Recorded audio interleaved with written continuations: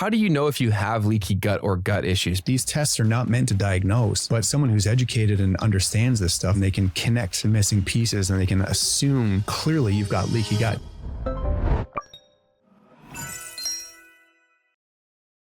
I've known Brendan for years at this point. We got connected because of your conference. I want to say, what was that? Like 5 or 6 years ago at this point? We got connected even before the conference. Yeah. Dang. That's so wild. I was a follower of you. I was searching on YouTube relentlessly, trying to figure out social media strategies because I was so frustrated. Yeah. I don't know what it was. And then I stumbled across one of your videos on YouTube. And then I was like, oh, he's helpful.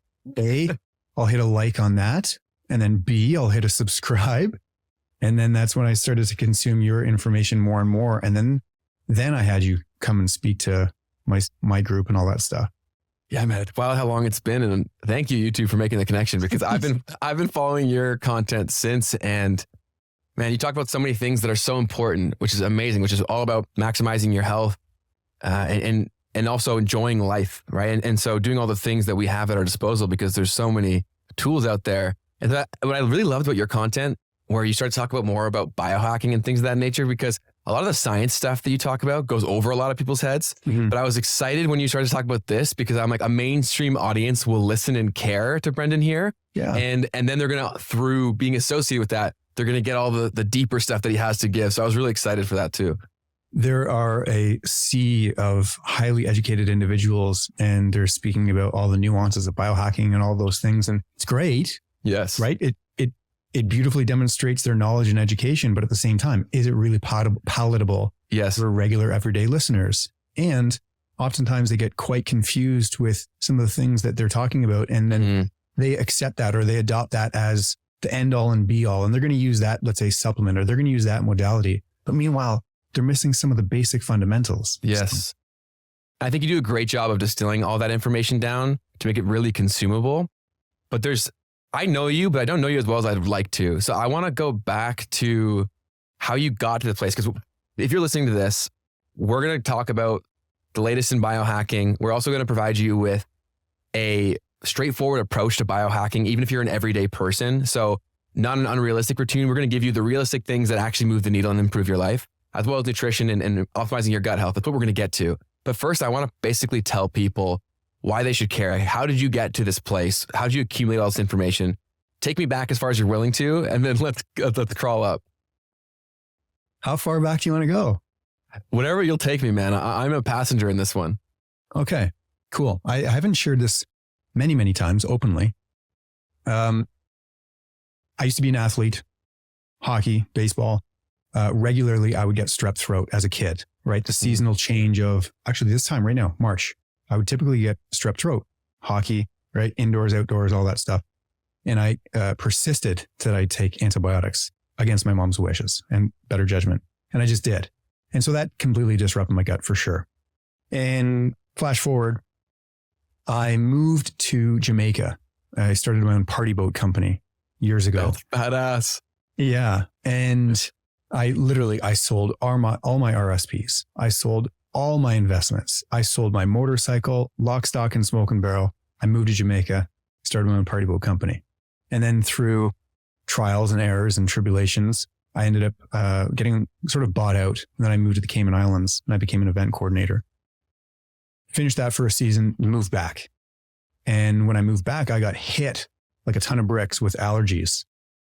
And I sought out my mentor, Dr. Nandor Bajuz, and he said, Coatsers, you got a leaky gut. I'm like, what does my gut have anything to do with my allergies? And then he's like, they're there. Let me teach you. So he put me on a protocol to completely rehabilitate and repair my gut. And then he addressed my stomach acid. And then he addressed some lifestyle interventions. And within 10 days, I completely dissolved all of my allergies.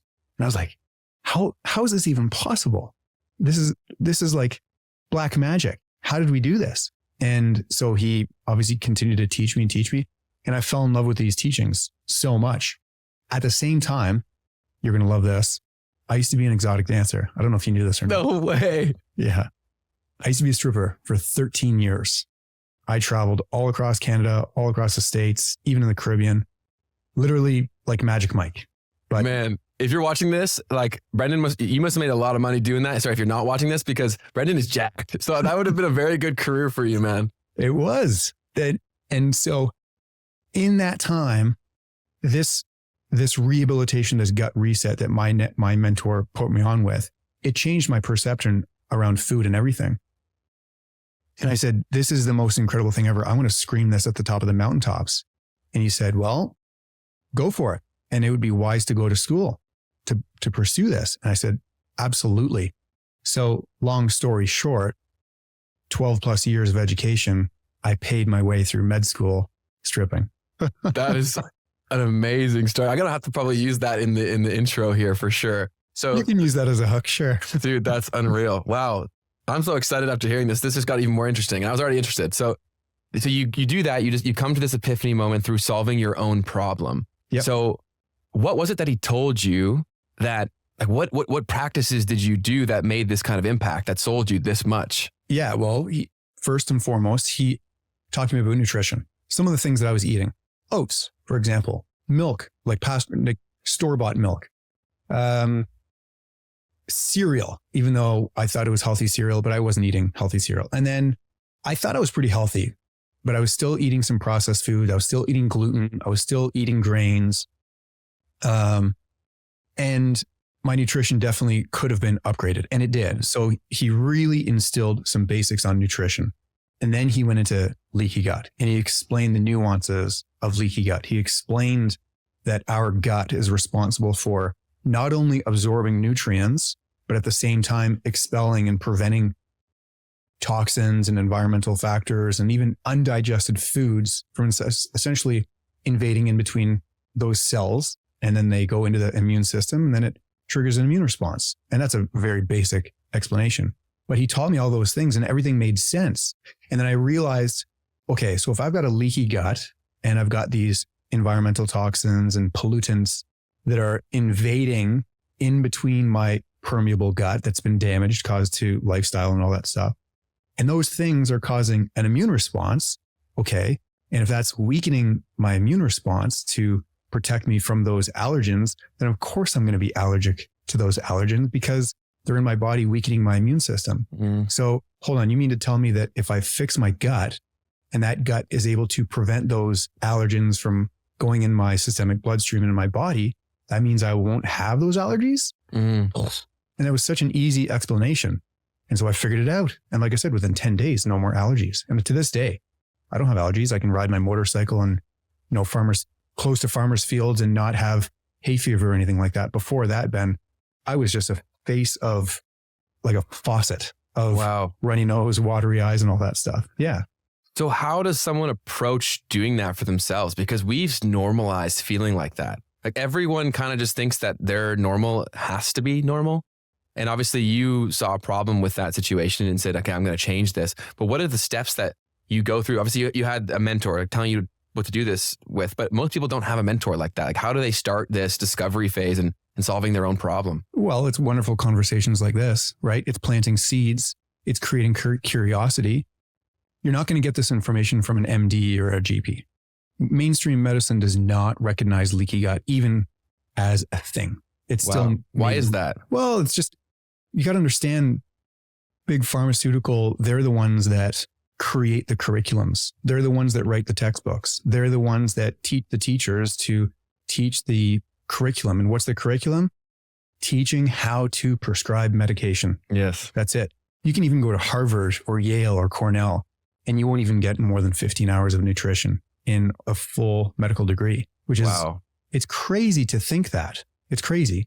So with me, I could have gone the Western route, but I chose not to based on the directive of my mentor. He said, go to a holistic medicine school. In fact, I don't want you to even go to a certified or accredited school because they're all bought and paid for. Go to a specific school, go to understand leaky gut and find pioneers. So I did that.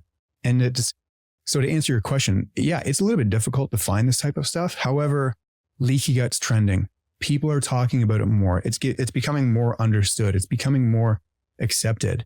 So For example, let's say you go to a GP and you get diagnosed with IBS or IBD. That's just an idiopathic term for doctor being like, well, you got shitty digestion, but we don't know exactly what's going on, but maybe it has to deal with some inflammation. So we'll prescribe you some anti-inflammatories. So those terminologies, those diagnoses, it's missing the root cause, but at least they're kind of hinting at it. So oftentimes people will be diagnosed with that, or they're thinking that, okay, they've got some inflammation in their gut, but how can they fix that? And then that's when they start researching leaky gut. But you're not going to find this in Western medicine, that's for sure. No, everyone says, oh, the system is messed up.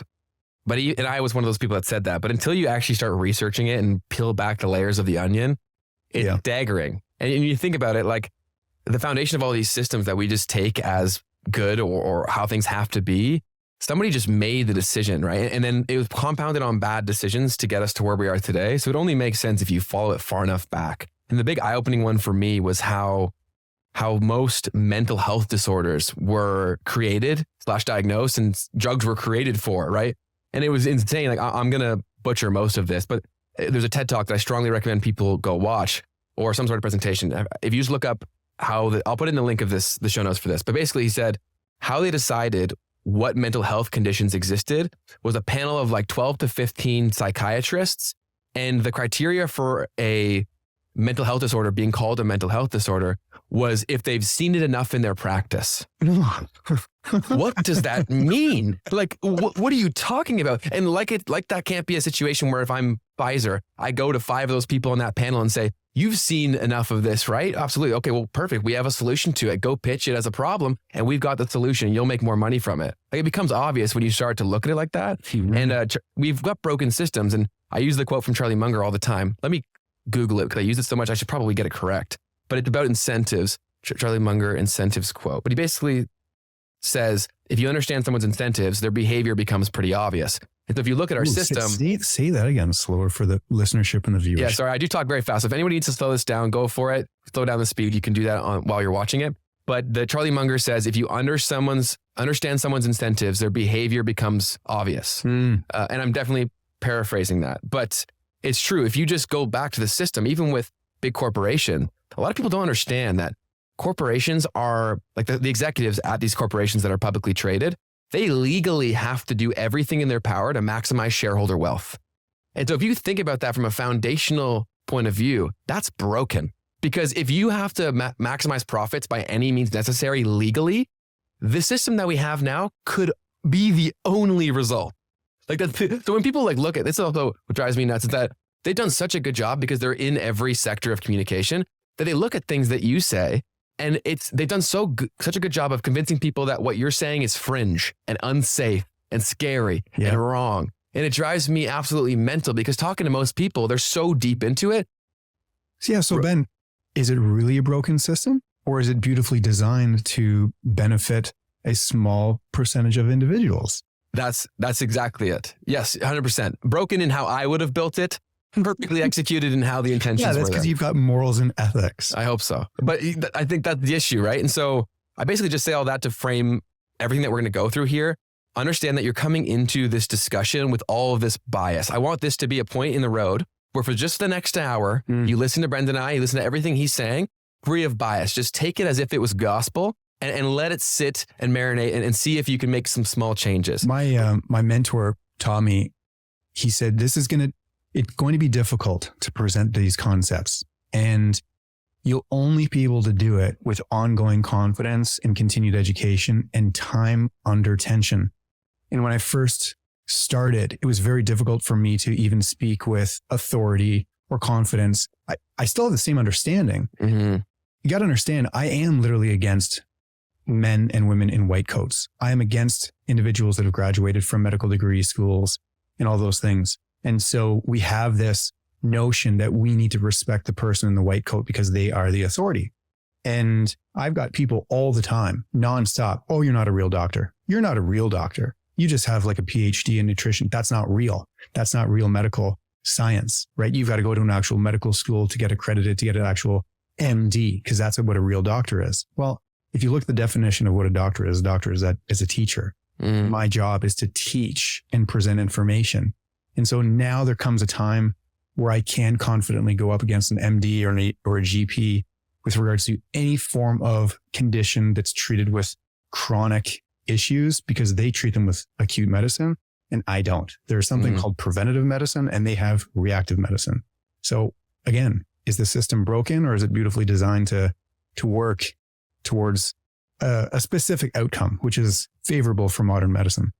Definitely. I think it's a combination of the two. I think there was a lot of malicious intent in its design, but I think a lot of it was also just a design built for a world that no longer exists, or compounding on not the best decisions, and we couldn't go back without toppling it all over, and so we just didn't. So a lot of people. Go ahead. No, go ahead. I'm gonna add on that, which is great. Yes, we just have the system that we have now, and it continues moving forward. And there's so many ways where I don't even think these people could have predicted how bad it could have gotten unless they were time travelers. So even if they were the most evil people on the planet, I think it's largely a byproduct of technological evolution. Like if you think of how well this works, like I talk about this all the time, and I lose people on this, and they think I'm wearing a tinfoil hat when I go on about this. But like if you think about it logically, you and I grew up and we were constantly told in every bit of school that we were in that success looked like being a lawyer, an accountant, a doctor, whatever. If you think about it to its core, who do those jobs really benefit the most? Really rich people. Because if you convince the smartest people to go essentially be tools that you need, you're eliminating the best minds from ever actually competing with you. Because what happens is these smartest people get told this every single day. And if they're decent in school, they get told, you're going to be a doctor. You're going to be a doctor. They now say, okay, this is my identity. I'm going to go be a doctor. They spend hundreds of thousands of dollars and years of their lives just to get to the end of the finish line, where they now are told you have to pick a specialty. Now you have to become so good at one specific thing. And then at the end of the day, you don't even make that much money, but you're so far into it that you can't turn around and go back. And so then now you're a product of the system and you're fighting to maintain the system, because if you don't, you just wasted your life. I am so glad you said that so eloquently, because A, doctors are overworked and underpaid. Yes. When they're in the system. And B, let's just say they're listening to this conversation, or they are presented the idea with leaky gut. And all of a sudden, little bits of things are starting to make sense. And then all of a sudden they have this aha moment. They're like, hold on a second. You mean to tell me that there's something called functional medicine? You mean to tell me that there's actually something called leaky gut? I just spent the last 15 years of my life dedicated to my craft in medical school and becoming a specialist. And you mean to tell me there's something completely different? I can't afford to go back to school and relearn. I got to get myself out of student debt. I'm $100,000 deep.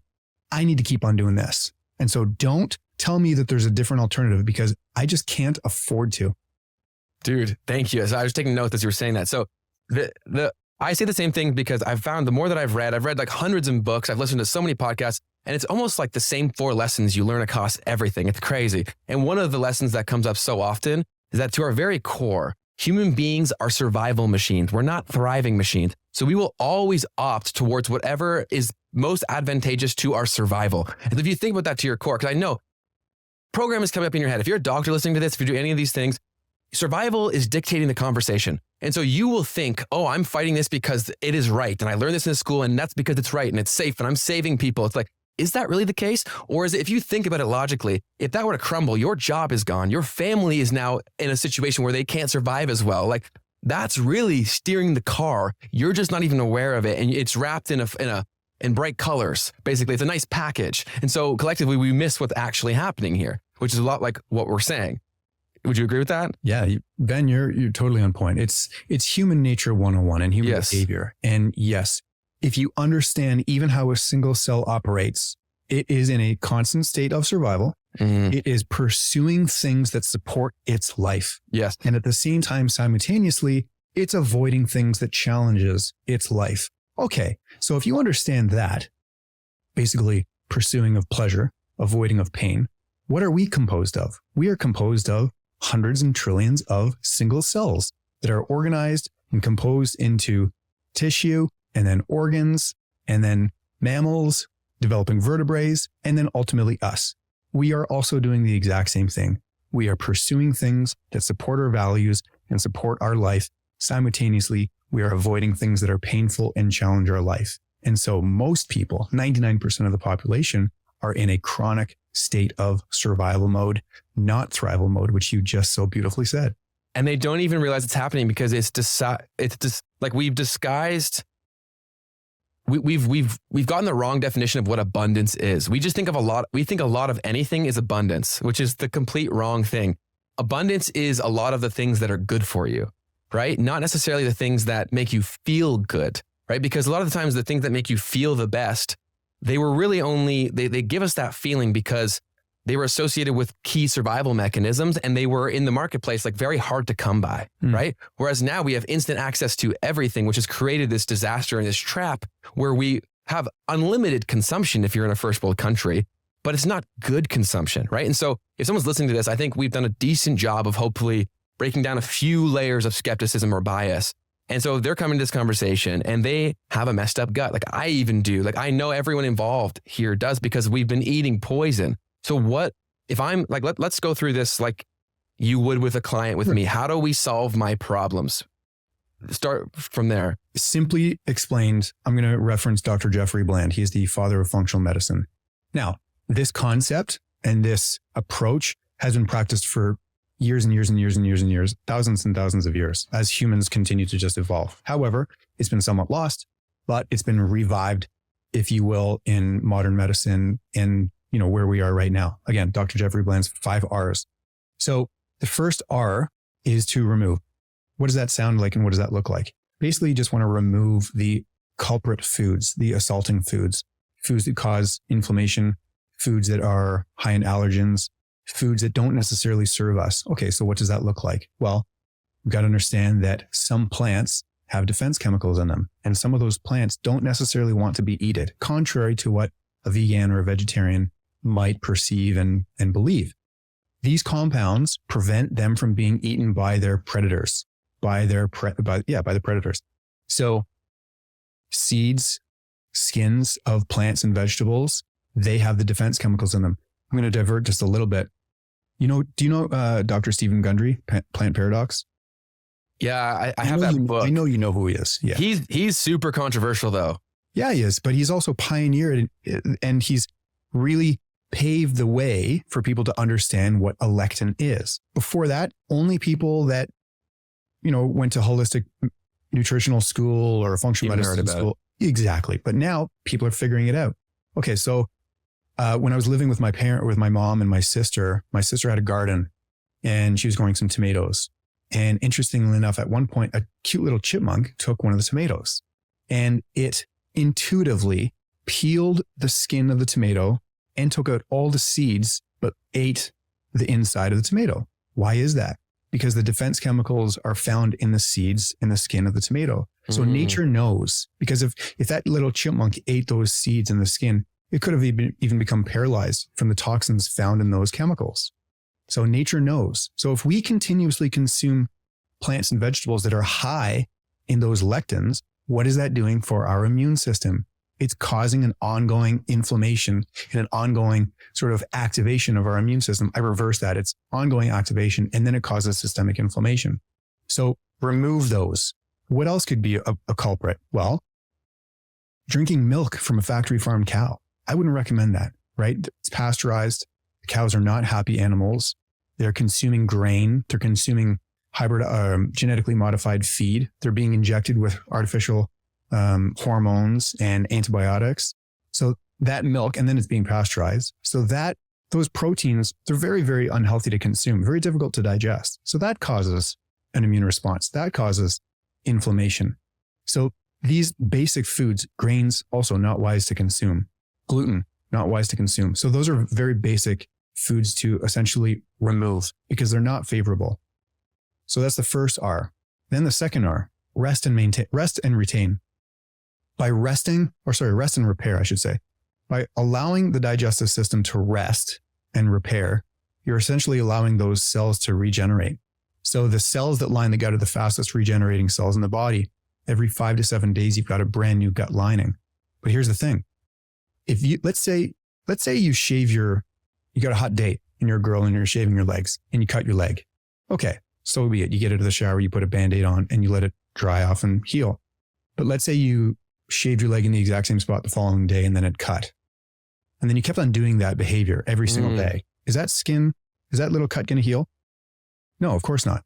So it's the same thing with your gut. If you've got these existing little micro tears on the lining of your gut, and if you continuously eat food, that's going to exacerbate the problem. It doesn't matter if you're eating organic chicken and organic broccoli. It doesn't matter. You're still causing agitation and aggravation on the cells that line the gut. So they can't regenerate in an environment that's free from assault.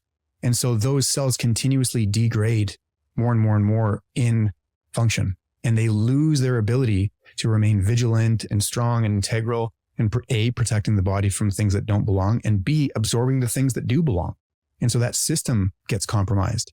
And so how amazing is it that you can completely rebuild your gut in 5 to 7 days, or allow those cells to at least rest and repair? So that's the second R.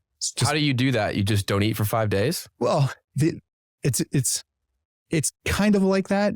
Basically, you can fast for a few days. You can drink juices. You can drink bone broth. You can really just allow the digestive process to rest, because if you're consuming food, you're activating the stomach to release the stomach acid. You're activating the pancreas to release the digestive enzymes. You're activating the gallbladder to release bile. All of those macronutrients require juices and enzymes and components to break down those foods. But if you're not consuming those foods, what can allow those organs to start to heal and repair and regenerate? Time, because they're just not being utilized. It makes total sense. But people, because I'm trying to play the role of someone listening to this conversation who wishes they could ask you this question. So they're going to say, I already know this. They're going to be like, okay, yeah, fasting for 3 days, I'll die.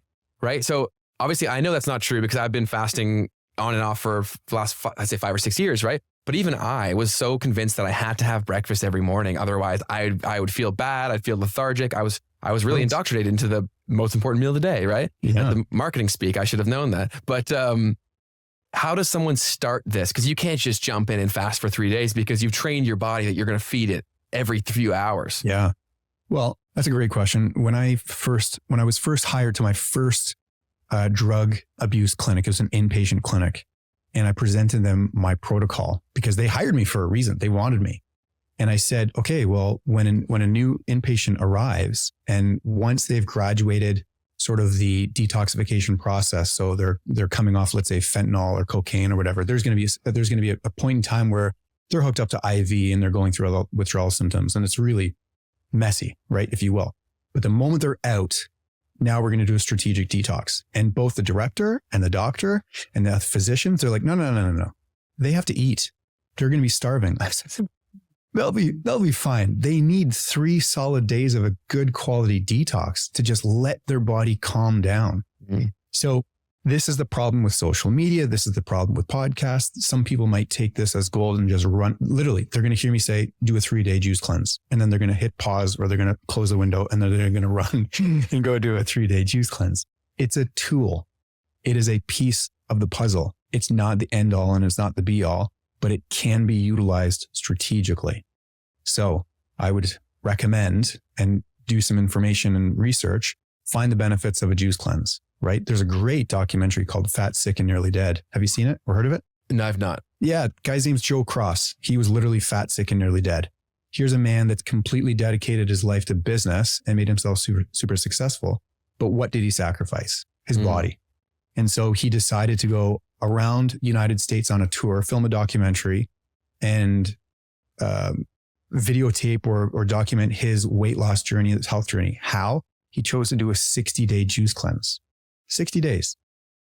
He did not eat any food for 60 days. And he didn't die. He didn't wither away to nothing. And he is still a wonderful specimen of humanity. And he's a vibrant, healthy individual. And he's just really sharing the gospel of juice cleanses, interestingly enough. It's so possible for someone to do it. I just think we've been so trained that it's impossible. And we've also, just like the example that we gave before, that we're all purely based on survival, our body is too. And so our body does things to deceive our mind to get it what it needs to survive or to guarantee survival. Mm-hmm. And so calories is a great way to guarantee survival. It's fuel, right? And so if that's you don't realize how many times that your body's basically just a little brat. Whenever it makes you feel hungry, 9 times out of 10, most people haven't actually felt hunger in their life because Bingo. it's a little brat who's doing a tantrum. Like picture a baby or like a little kid in a grocery store that wants a toy. That's what your body is doing by sending signals to your brain saying, feed me, feed me, feed me, because it knows it's going to work. And so if you're in that situation where you're eating all the time or you've never fasted before, or if you're listening and you're saying, I could literally never do that, just skip breakfast one day. Distract yourself, go do things that are constructive, and then the time will pass. It will be 6 p.m. You'll feel fine and you'll be like, I didn't eat today. But it takes that first thing because right now it's a limiting belief too and a trained behavior. Yeah, it's Ben, you're right on. You hit the nail right on the top. It's paradigms, it's epigenetics, it's built-in beliefs, of course, right? And so that's the same thing. That's the same model that even doctors believe. Oh my God, you need to have breakfast. It's the most important meal of the day, right? And that's been the gospel for forever. So it's 100%. It's having these conversations. It's educating oneself. It's listening and trying things. Yeah. Like just try. Exploring. Like so many people are like, oh, I could never do that. What's the worst case scenario, man? You lose a bit of weight. Plus all of us, like myself included, we have so much fat on our body that you're not going to die, man. I promise you. Think of your fat. Think of not you, but just everyone, the listenership, viewership. Think of your body fat as your higher self has prepared you and done these lifestyle choices for however long you're alive, right? And so now you've prepared yourself to be in a position where you can strategically fast because the fat that you have within your body is going to give you 9 calories per gram of fat. And so it's literally, you've provided your body a warehouse or a storage facility of basically readily available energy. You just now get to convert it into energy from fat. So it's kind of like thanking yourself for giving yourself the extra surplus of calories and now deciding that you don't need immediate foods because now you've got the reserves that are in the fat. So just use that. I love that. And I think it's so important to give people easy to understand stories or references to combat what they've been programmed to believe for so long, right? Because you're fighting that. And so it has to make sense in someone's mind for them to alter their behavior. And so I always try to go to analogies like that, where you can picture something and you're like, oh, of course that makes sense, right? So thank you for providing that. So you've given us 2 R's now. What's the next one? So the third R is reintroduce. So after you've successfully removed the culprit foods, and then after you've successfully allowed the intestine to rest and repair, now you're going to reintroduce foods. What does that look like? Meat, vegetables that are low in lectins, low in nightshades. I didn't mention nightshades before, but previously, or nightshades are a family of vegetables typically that can cause a little bit of inflammation with individuals, especially if they've got an existing inflammatory condition like rheumatoid arthritis. So just try to stay away from nightshades. And Dr. Gundry beautifully talks about those as well. What are those in? Where are those present? Tomatoes, eggplants. And so is that avoiding it altogether or just avoiding the skins of those things? Well, when you're out of the gate, when you're first doing this, I would avoid them altogether. Okay. But maybe in a few weeks, you can start to reintroduce, provided that things are going nicely in the right direction. So I'm not one to say, oh, I'll never have nightshades or never have lectins ever again. But it's strategically knowing how they can sort of act on the body. But so what is a lectin again? So, sorry to cut you off. Like what? Yeah. I'm sure someone listening to this is like, okay, yes, Dr. Landry said, or Gundry said, lectins are bad, but like, and I know you give the example of it's a defense mechanism, but on a fundamental level, what is a lectin? Here, I'm gonna literally reference this book right here. So just say no. Here's the no list, and this is on page 203 of the Plant Paradox. Let's see here. We've got fruits, cucumbers, zucchini, pumpkins, melons, eggplant, tomatoes, bell peppers, chili peppers, goji berries. Those are all high in nightshades and lectins. Now, most people eat those typically once in a while or even weekly. But if you've got existing leaky gut, if you've got existing inflammation, if you've got chronic issues, those foods could be a culprit. So it's wise to just temporarily eliminate them and allow the body and the immune system to really recalibrate and rehabilitate. And then when you're in a position, you can reintroduce those because you've got an integral immune system and gut, and you can actually process and digest those compounds a little bit easier. how do you know if you have leaky gut or gut issues? Because I think most people who have them have had them so long, it's now just a part of their identity and they don't even see it as a problem. Yeah, that's a great question. Good point. Most people, it's the body has this internal thermostat that accepts normality as a baseline, right? And so just because things are displaying themselves, they accept them as normal, but it's not normal, it's common. That's the big difference, right? Difference between normal and common. Most people have common gut issues and conditions that are displaying themselves that are unfavorable symptoms, but it's not normal, it's common. So how do you know if you've got a leaky gut? Well, my first mentor and many of them have all said, actually, I just talked about it today too. Chronic disease is an expression of leaky gut. So if you've got ongoing conditions, whether it's lupus or diabetes or psoriasis or eczema or any form of autoimmune condition, or if you're overweight, if you've got hormonal issues, if you've got skin issues, that's all an expression of leaky gut. So, but most people don't know that, and they're looking at surface level conditions and symptoms. So if you really, really, really want to figure out if you've got a leaky gut, there's tests available. Most GPs and MDs don't order, because like I said, they don't recognize leaky gut as a thing. But if you find a practitioner like myself or a naturopath or someone that practices functional medicine, then you can order a test. There's all sorts of different labs. I use a lab called Vibrant Labs. There's one called GI mapping test. And basically it's an at-home test. You poop in a cup, you send it off to the lab, and then they're able to identify the commensal bacteria, the pathogenic bacteria, the opportunistic bacteria, all of the different ratios of bacteria. Because if you've got imbalanced bacteria, you can definitively say that, okay, that person's got an imbalance of bacteria. And then you can also look at white blood cells and immunobody cells, T cells, B cells, macrophages. You can identify if there's different ratios of those. So you can identify, oh, well, this person's got elevated antibodies. So this person clearly has inflammation within the gut, and they're allowing these things to invade into the systemic bloodstream. That's how we're able to monitor and measure them. And so that is a sign of leaky gut. And so when you can identify that, it gives people a lot more sort of like a Polaroid of what's going on in their gut. And they're like, okay, now I see that. I'm going to eliminate some of these foods. I'm going to take some compounds to heal and seal that gut. Some people will believe me and some people won't. And for those that don't, it's wise to test.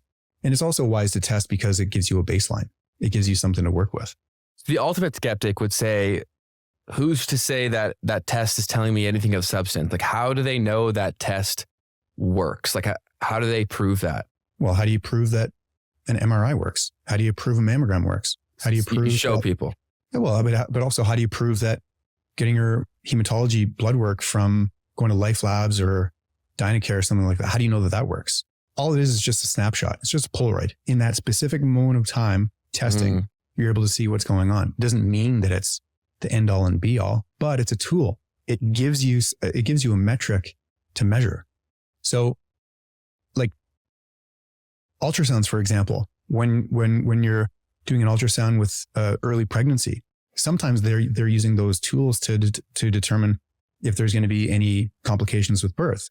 Is it conclusive or is it speculation? It's both, right? So it's the same thing. These tests are not meant to diagnose, but someone who's educated and understands this stuff, they can use critical thinking and they can connect the missing pieces and they can assume that, these elevated antibodies, for example, these undigested, let's say gluten peptides have been identified. Okay, clearly you've got leaky gut because they wouldn't be there otherwise. So that's why tests are so important.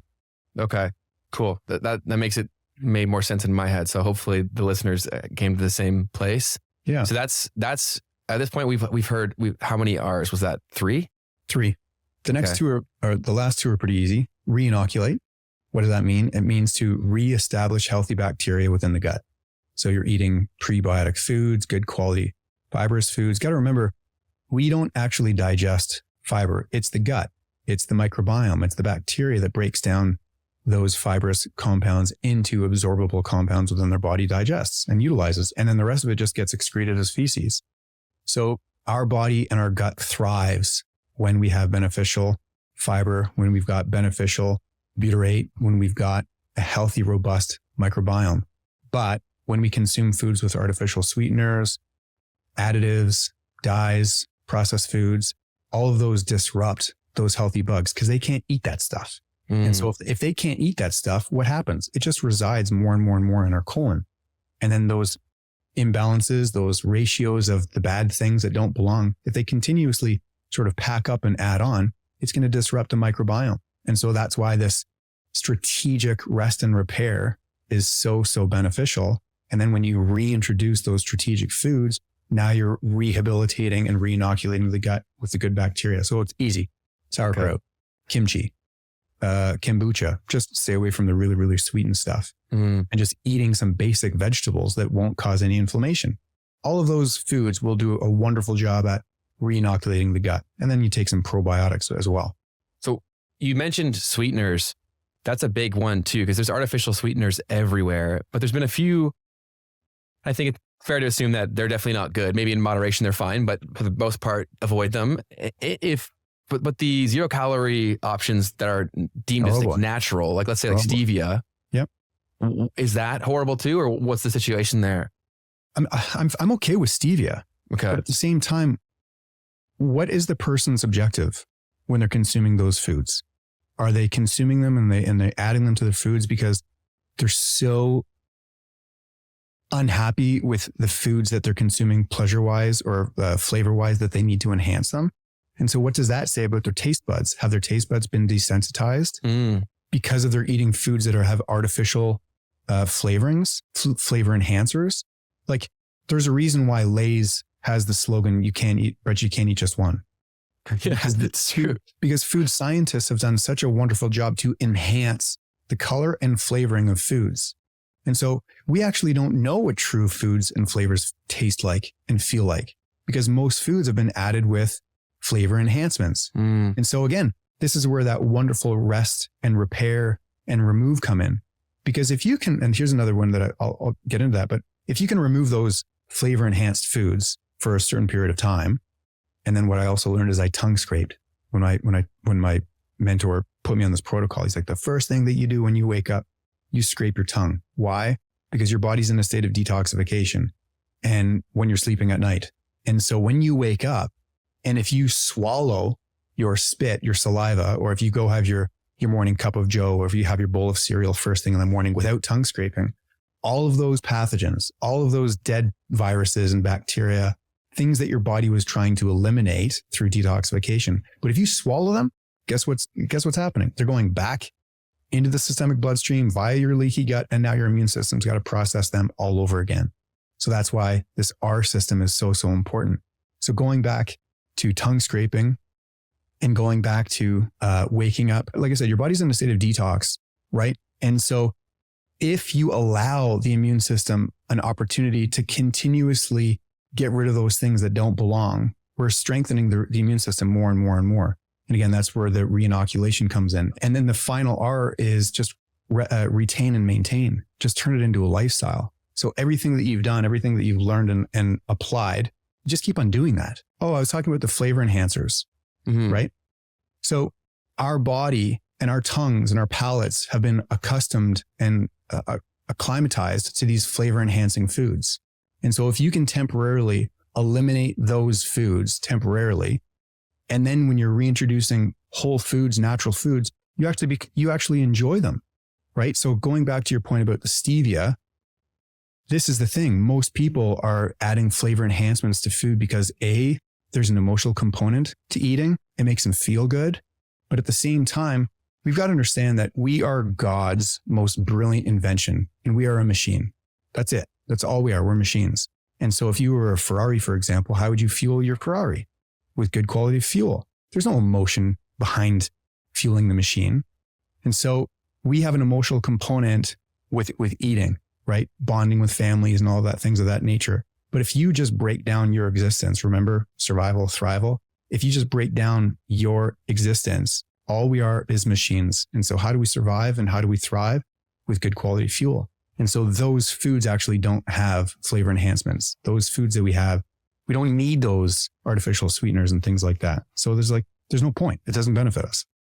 So asking the question, is stevia safe, is actually an underlying expression of the problem. right? Because you only are even worried about using stevia for the most part because you've desensitized your taste buds to a point through eating horrible things.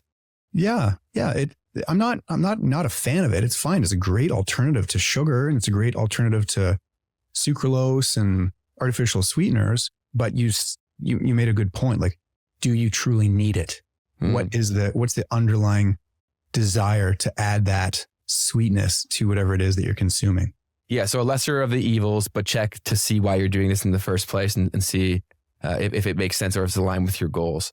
Yeah. But a lot of they gave a ton of value there. So I recommend rewatching that section to understand each part of what you just shared there if you're watching this.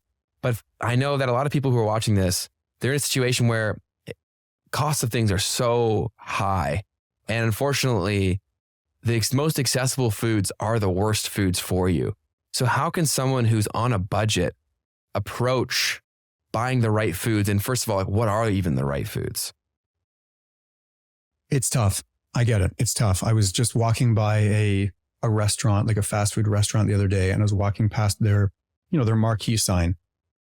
And oh my God, has inflation ever kicked in? But it's insane. So they're advertising $50 for a family meal. And the family meal consisted of a whole roasted chicken, 4 pieces of pita bread, fried potatoes, and a thing of coleslaw for $50. Okay.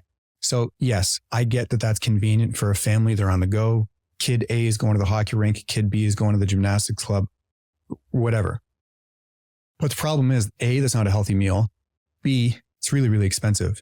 If you really want, you can go to a grocery store and pick up a whole chicken for maybe $14. Remember when they used to be like $9, right?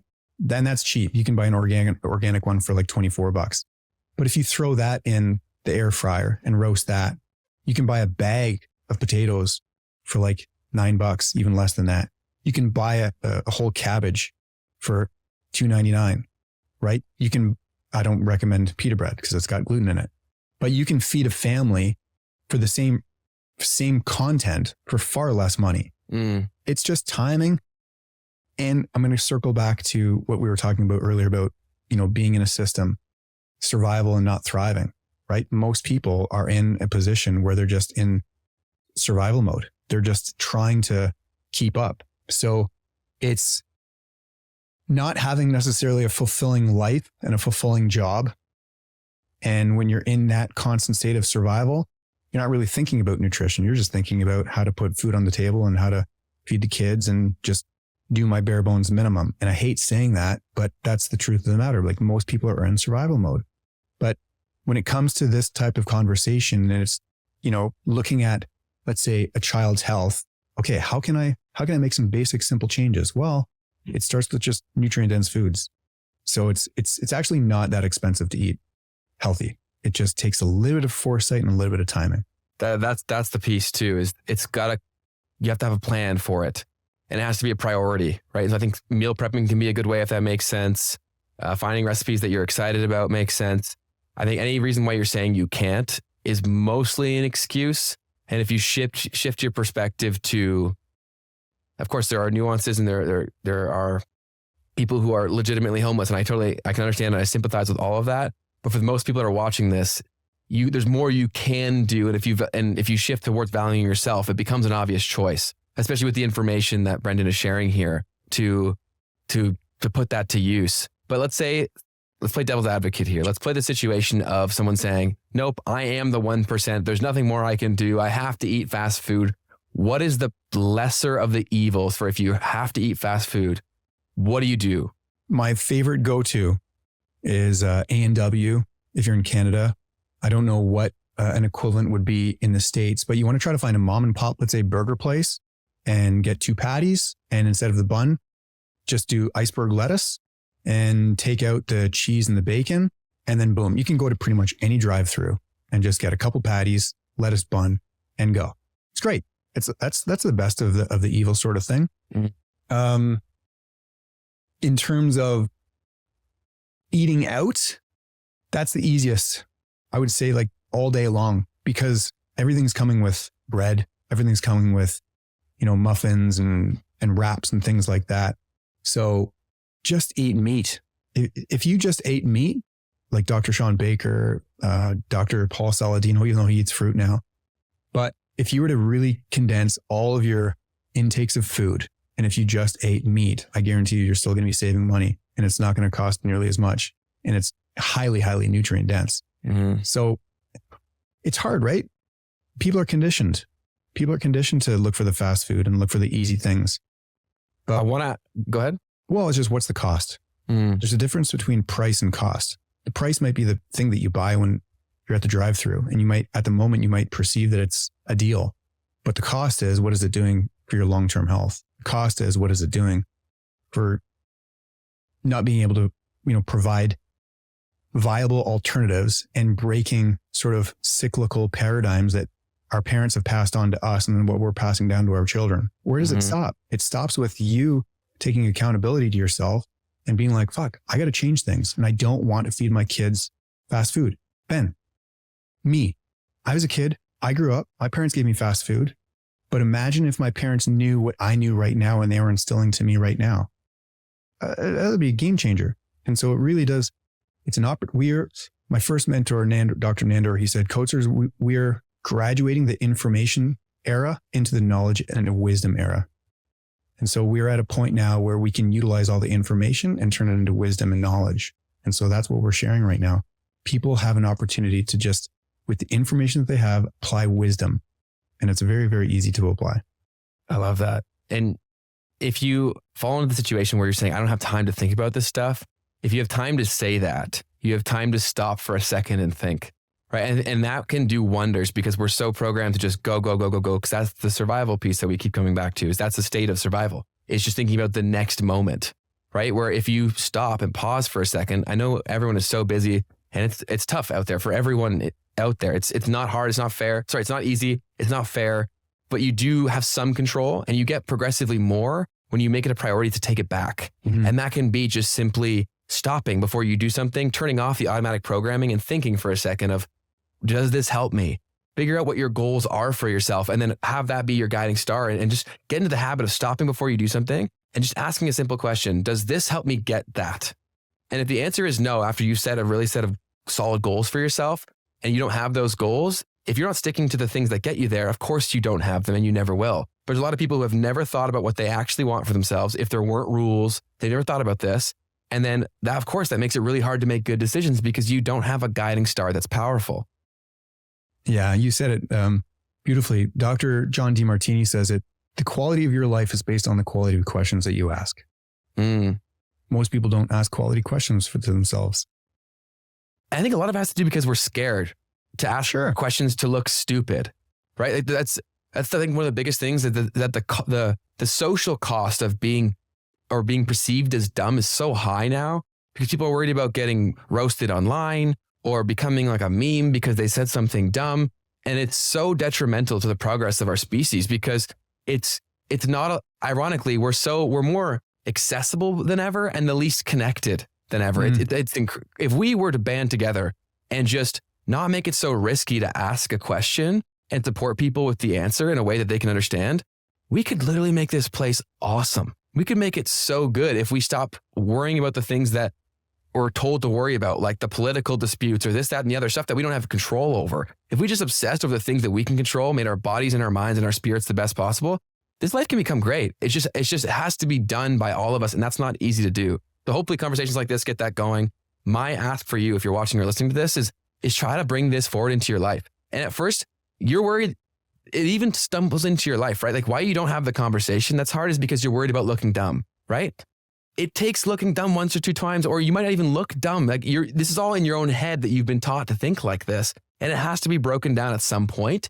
And it can be as little as a conversation with someone you trust, right? Mm-hmm. Having a conversation that you've not had before about the things that you want for yourself can open up and start so many things, a chain reaction of positive implementations and just improvement. And it's so possible. And I see it and it makes me so frustrated when I see people suffering every day. Like I walk through Toronto and I'm sure it's the same in every city around here, but there's so much negative energy. I just want to give everyone a hug, man. Like it sounds so corny, but I just see, I'm like, all of your problems, they're real and they're hard, but they don't have to be as hard as we're all making them because we've been convinced we have no say. Yeah. Well, it's, you said that we can make this life amazing. We can make this world amazing. And I'm going to reframe it a little bit. My life is amazing. This world is freaking awesome. I wake up every day just so grateful and so blessed. Every day for me is a vacation. I know you're the same because you're an entrepreneur. Mm-hmm. And it doesn't feel like work for me. In fact, I work on Christmas Eve. I work on New Year's. I'll work during Thanksgiving. I wake up and I am just so ready to go. I am internally inspired and on fire to do the things that I want to do. Why? Because I'm pursuing the things that are internally inspiring. I'm aligned with my telos. Aristotle and Plato say it beautifully. They coined the term teleology. It is your chief aim, as Napoleon Hill coined it. And so when you are in the pursuit of your highest value, your highest purpose, your ontological purpose, the world is amazing. How can it not be?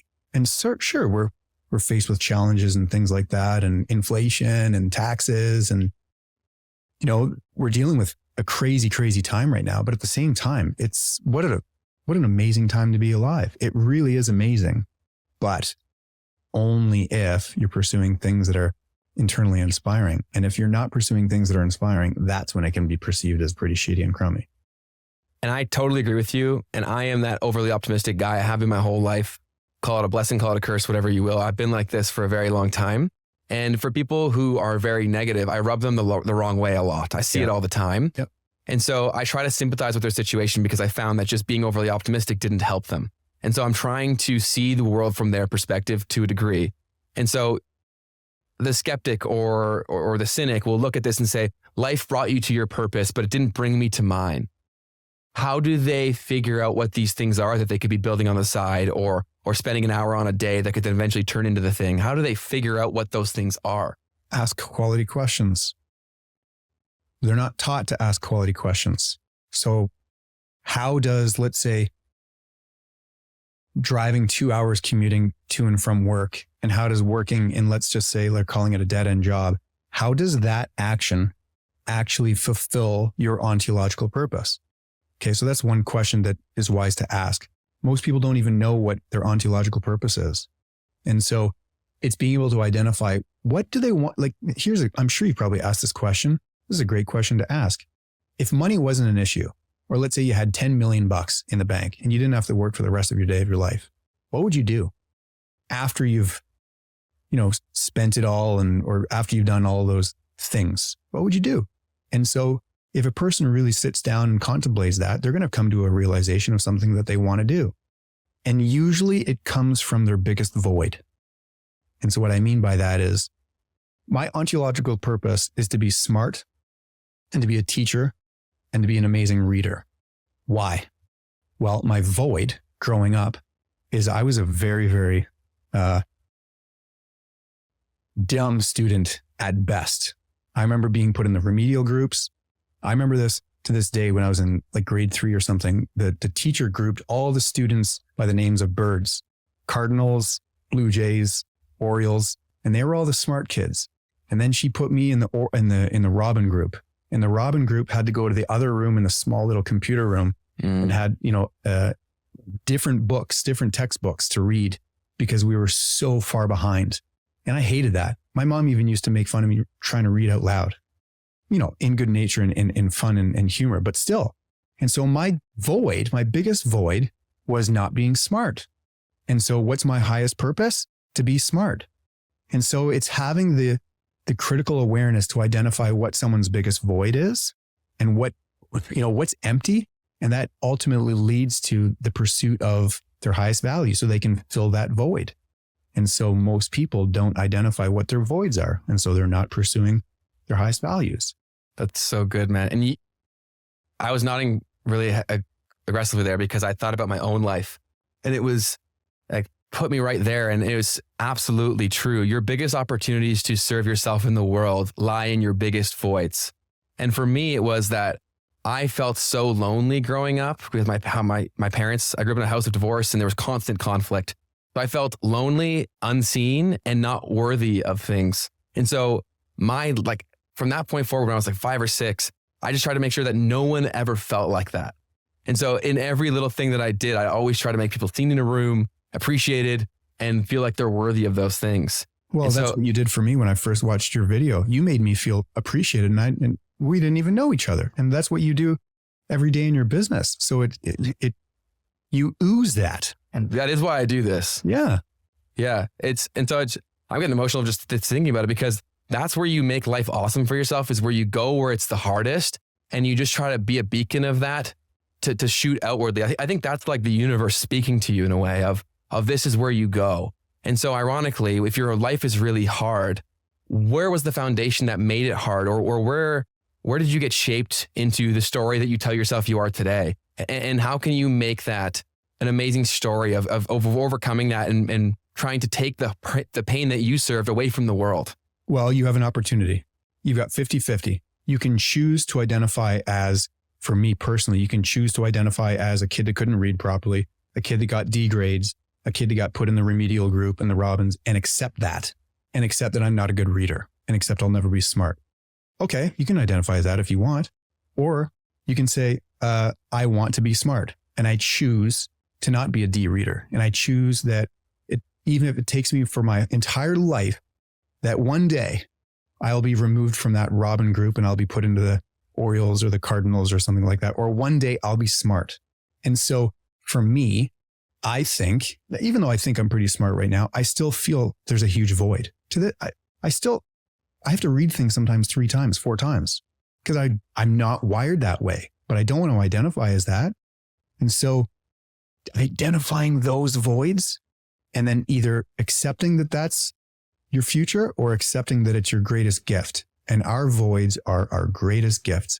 And so you just said it. You nearly got emotional right there. Mm-hmm. Why is that? Because you're in the pursuit of your highest values. And every single time that you get a tear of inspiration or a tear of gratitude, that's a synchronous moment. That's a moment that the universe is demonstrating that you're on track. And so every time that you reach a tear of gratitude or inspiration, write it down and recognize that that is a sign that you're doing something that's totally inspiring for you, and keep on doing those types of things so that you can keep on achieving and realizing those moments of inspiration. I think a lot of people who would listen to this that aren't in that situation, because anyone who's there, they're nodding their head and saying, yes, of course, it's obvious I came to the same point. But I will say, I think we were lucky, you and I, that we had that ability to do that somewhat innately, where I'd say that's not the norm.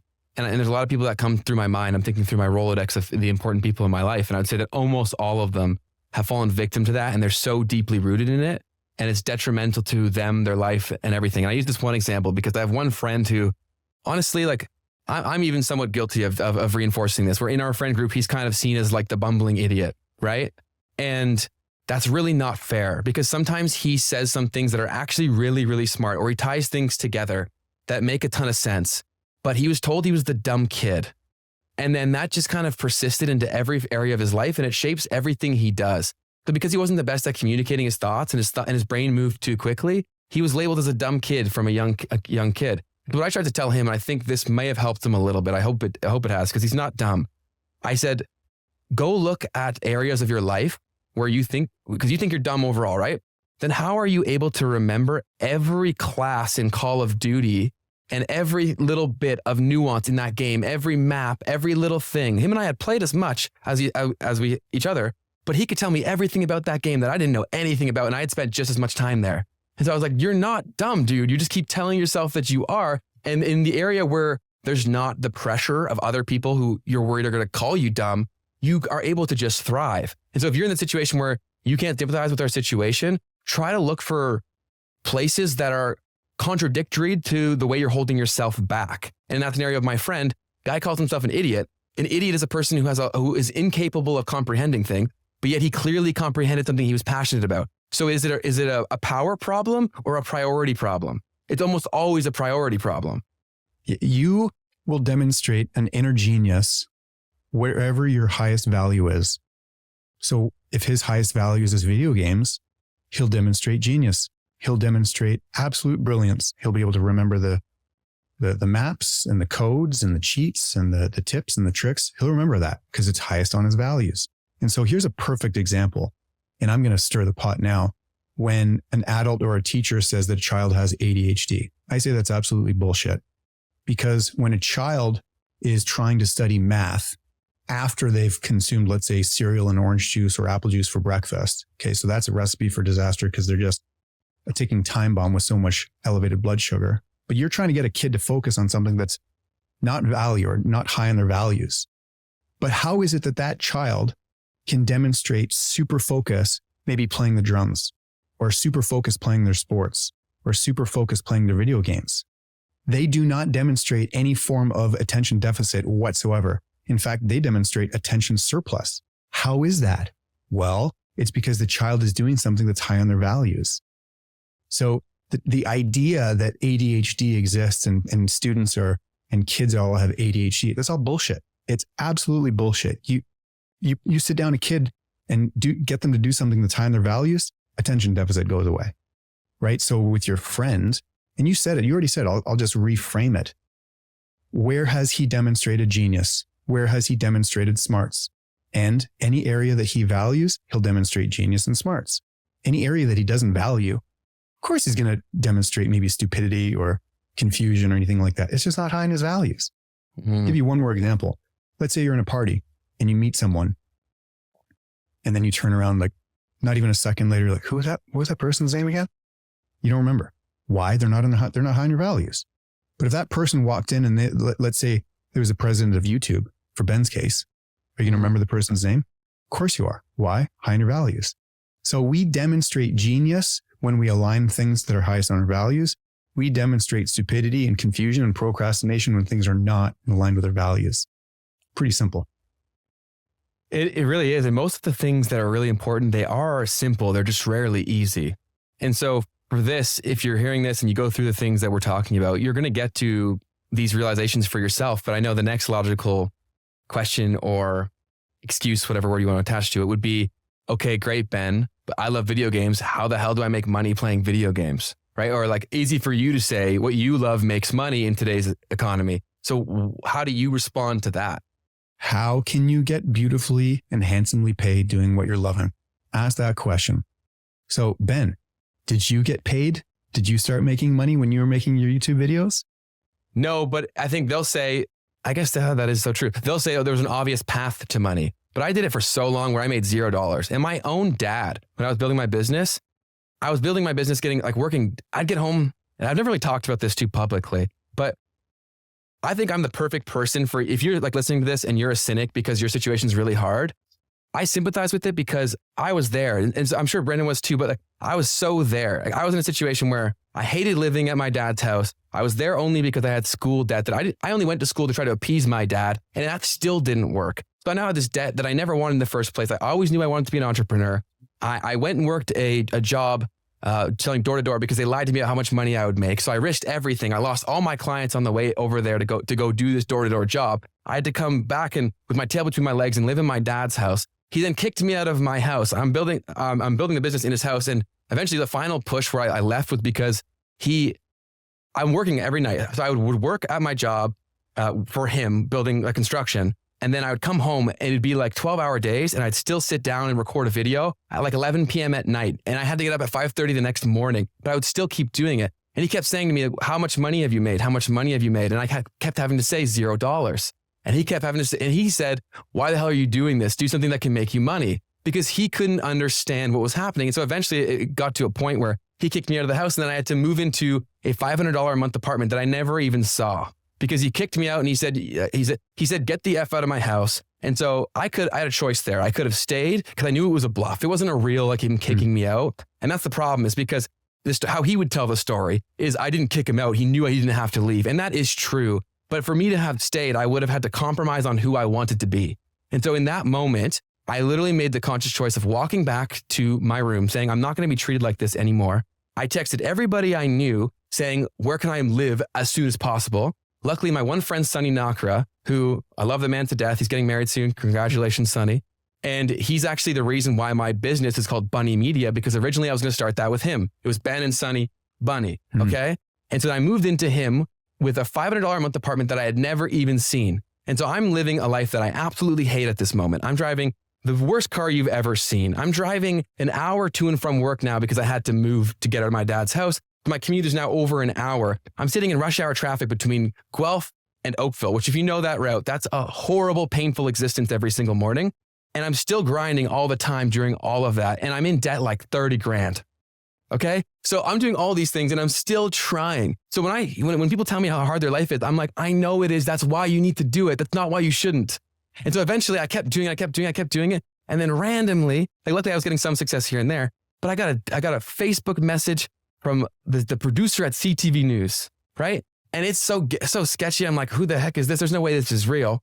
And then that night, I'd only been in this $500 basement apartment that had 6 units that I was splitting with people. And I was on the live TV news for the entire country of Canada from that situation 2 weeks after being kicked out of my dad's house. So I get it. I get that it's shit. That's why you should do it. That's not why you shouldn't. Mm-hmm. Great story. We cannot compromise our identity for the sake of appeasing someone else. Can't do it. Most people do. It's so much easier to do. Sure. And what does that ultimately look like? That looks like a life that is unfulfilling and not on purpose. However, when you have purpose, you can live a purposeful life. And let's just say you are in pursuit of your highest purpose. And let's say it takes you 50 years of just blood, sweat, and tears equity. And let's say you finally hit it. And let's say you're 60 or 70 years old. Is that still a life on purpose? Is that still a successful life? Yeah, I think it is. I would rather do that and be in the pursuit of my ontological purpose and hit the jackpot even on my deathbed, rather than conforming and subordinating to someone else's opinions in life. It's not easy to do. And that's why I consider myself very lucky that I was born with the rebel mentality from a very young age. And it was also fostered by, I wanted my parents' approval so bad. And I realized, because I tried my brain's very analytical. And so as a child growing up, I would try every scenario and I would try one and then I'd document at night when I wouldn't sleep. I'd document, okay, that doesn't work. I'm going to try this one next time. And eventually by the age of like 11 or 12, I had exhausted every possible option of getting their approval. Then I literally just came to a point where I was like, this will never happen. This is impossible. And I was forced with a choice. Like, do I either keep trying or do I give up and realize that it doesn't matter that much? And that was the most freeing thing that I ever did, because when you can't get the approval of the person that you want it the most, you stop caring about anyone's approval and you ask for your own. Here's a question. Yeah. How would you have gained their approval? There's probably only one answer. I realized it was impossible. I think not impossible. There's only one scenario. If you had done and if you'd pursued what they valued. But I did that. Well, let's say your dad wanted you to be a doctor. What did he want you to do? Honestly, and this is a scenario that I ran through in my head because my dad and I had so much conflict over the years. Mm-hmm. And I tried to think about, like, what am I doing wrong here? I used to lay in bed thinking about this. And I thought about it and I'm like, I am the person that if you went back in a time and said, who do you hope your son is? I'm that guy. And to the nth degree, like, had the qualities that he would have said he wanted, interested in the subjects that he would have said he wanted, playing the sports that he would have said he wanted, and it still wasn't enough. Right. And so I think there are sometimes people that are so sad or hurt in their own life that they will never give you their approval because they don't have their own and they can't give it to someone else until that happens. Yeah. For many people, that will never happen. And you are fighting a battle that will never end. And it's not even the best for the other person that you're saying that you love. Like, that's why I love my dad I love my dad so much. And we haven't spoken in years because I just realized I can't help him and he can't help me. Like, we just have to go our separate ways. And sometimes it was really hard to do that because socially it's a high cost, right? Because in doing that, I'm not just leaving a person, I'm now being labeled as the person with daddy issues or the messed up family, right? That's really the cost that people really think about when they debate leaving someone. It's not even about, is this person good for me? How does this change the perception? How does this change how people see me, how others see me based on this relationship? And that's a high cost to pay, unfortunately. But hopefully conversations like this normalize doing what makes sense. Well, and I'm going to add on that, and I'm going to just add a different perspective. Yeah, please. If we have the critical awareness, and if we can look at those challenges of trying to please someone else and trying to live in accordance to someone else's values, what if we look at that as beautiful universal feedback and signs and symptoms to give us the feedback to recognize that what we're doing is actually not working. It's, what's the word that I'm looking for? I'm drawing a blank, but it's feedback basically signaling and telling us to pursue our highest values, to be unapologetically authentic to who you are. Because as you said, it's impossible to live in someone else's values. It's impossible to even do, if your dad wanted you to do something, even if you did, it still isn't good enough. Why is that? Because it's universal language telling you to just pursue your highest values. Be you, be unapologetically authentic to you. And when you do that, you're no longer confined to the opinions of anyone. And that reframe can switch pain into a place of like gratitude, right? Because absolutely gratitude. Because it's the universe is telling you. It's just being able to decipher that. And the universe, it tells you so many things when you start paying attention. And I realized through my whole life, it was telling me so many things that I fought or I didn't pay attention to. And at one time I was like angry or bitter about that, where something happened and I'm like, oh, why didn't I take advantage of that moment? And then I realized later, I'm like, the only reason I got the lesson from that was because I didn't take advantage, and that was the lesson. So be grateful for the fact that it didn't happen then, because timing is, it's all divine timing when you accept that it is so, right? And when you're happy that all the things that happen, especially the bad things. And Hormozy phrases this really well, Alex Hormozy. He says, if you were to build the perfect person, what would you put them through to become that? It would be hard things. All of those things. Yes, right? And so if you're someone who's had a really hard life, I hate that happened to you, but you can be seen as very lucky when you start seeing yourself as lucky. And there are horrible things that happen every day on this world, and I would do anything to make those things go away, but we can't, unfortunately, right away. So it starts with you being grateful that those happened to make you who you are today and genuinely believing that, which is really hard to do. But if you do, it changes your life. You start seeing synchronicities in your life and doors open for you, and you meet people that take you to a place that you could have worked like years for, and they get you there in a minute. It happens, but it's so hard to convince people who've not seen it or they've seen it, but they've not acknowledged its existence as being powerful. Epictetus, the philosopher, says, at first you blame others, and then you blame yourself, and then you realize there is nothing to blame. I love that. I've been traveling around the world. I don't know if you know that. I think you know, but I was traveling around the world for the last 2.5 months with Dr. John DeMartini, facilitating his breakthrough experiences. And I've helped men and women go through some of the most perceived traumatic events that you can even imagine, from being gang raped to being incested to living through a natural disaster like an earthquake, losing a child.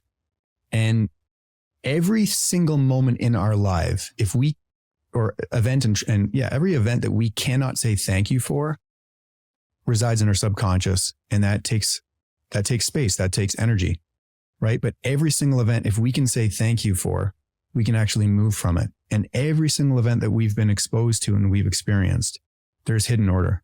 There's blessings in disguise. So it's being able to ask ourselves, well, what was the benefit to that event?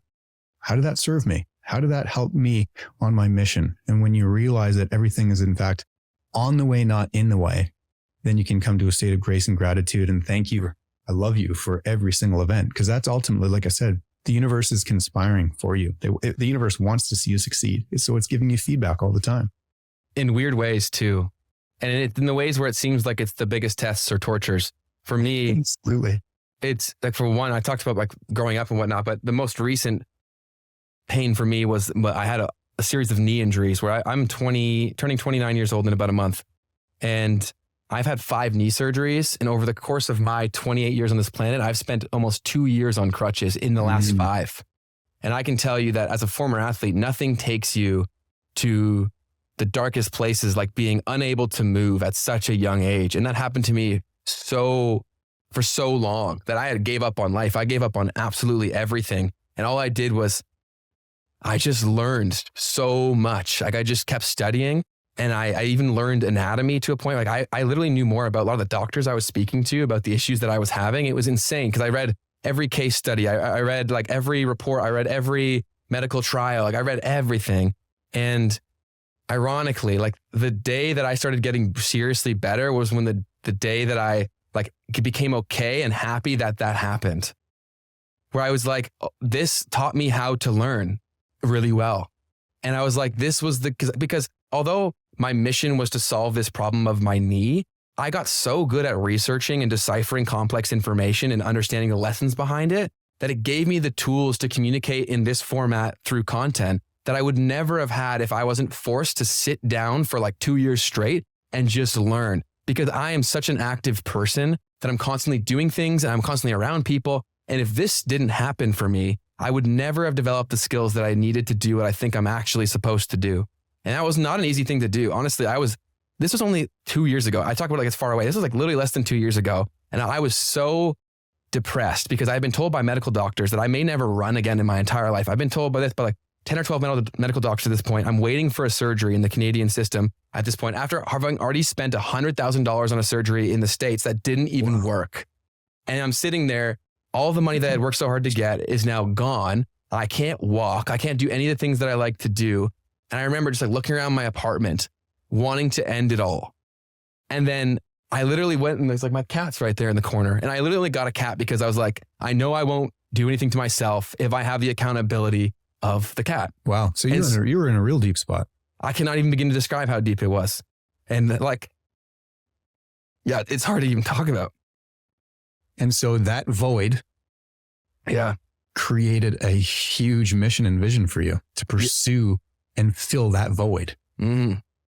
So what a blessing, because look at where you are. And so it's so hard. And I appreciate your patience here with if you're listening to this, or if Brendan, you as well. It's just, I think a lot of people out there, they're hurt, man. And I get it because we've been there. I just don't think there's enough people who have also been there that are talking about it openly and publicly. And it's hard. It's not easy. And sometimes you have to do it for yourself more often than not that you do. Because I couldn't talk to my family and my friends about that situation because they couldn't sympathize. They can say they get it or I'm here for you, but they have no idea what you're going through. And I think that's why the only choice that you have is to see the blessings in it, right? And to turn it around into a positive. And it is possible. I share all this just to say that it's possible regardless of the situation. Like there are people who have had it even worse than I did, but I'm just saying I get it. And if I'm able to get past this point and starting to build the situation that I want for myself and seeing the synchronicities in it all, it's like you can too. It's just not going to be easy. And that's kind of the point. It's not meant to be easy. Yes.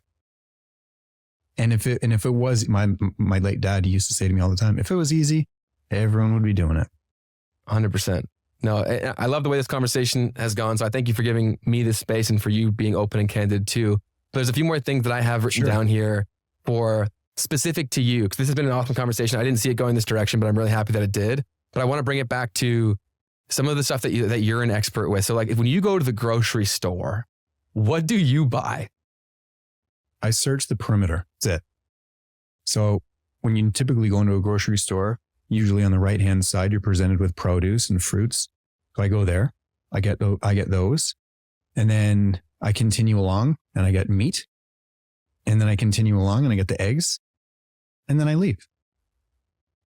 I might get some olive oil. I might get some condiments, but I stay away from all the processed foods. So for carbs, for example, sometimes I'll go for rice noodles or sweet potato noodles. I found those when I was in Vietnam. Oh my God, they're amazing. But typically I just shop the perimeter of the grocery store because that's where all the whole foods are. All the rest are in boxes. So a simple analogy, if it comes from a plant, don't eat it. If it's in a plant, eat it. So I kind of like the analogy, if it comes from a manufacturing plant, don't eat it. But if it comes from a nature plant, eat it. That's it. Can you give some examples of what that would look like? What comes from a nature plant? Well, anything that's a whole food. Potato comes from Mother Nature. Okay. A strawberry, a blueberry, an apple, an orange, clementine, papaya, avocado. Those are all just plants. Okay, so it's pretty simple. They don't come from a plant, but they are a plant. That's what I meant to. That's what I meant to follow. Okay, I get that. That makes sense. Actually, it's weird to think about. We think about it being the whole thing, but it's a byproduct of something else. Huh.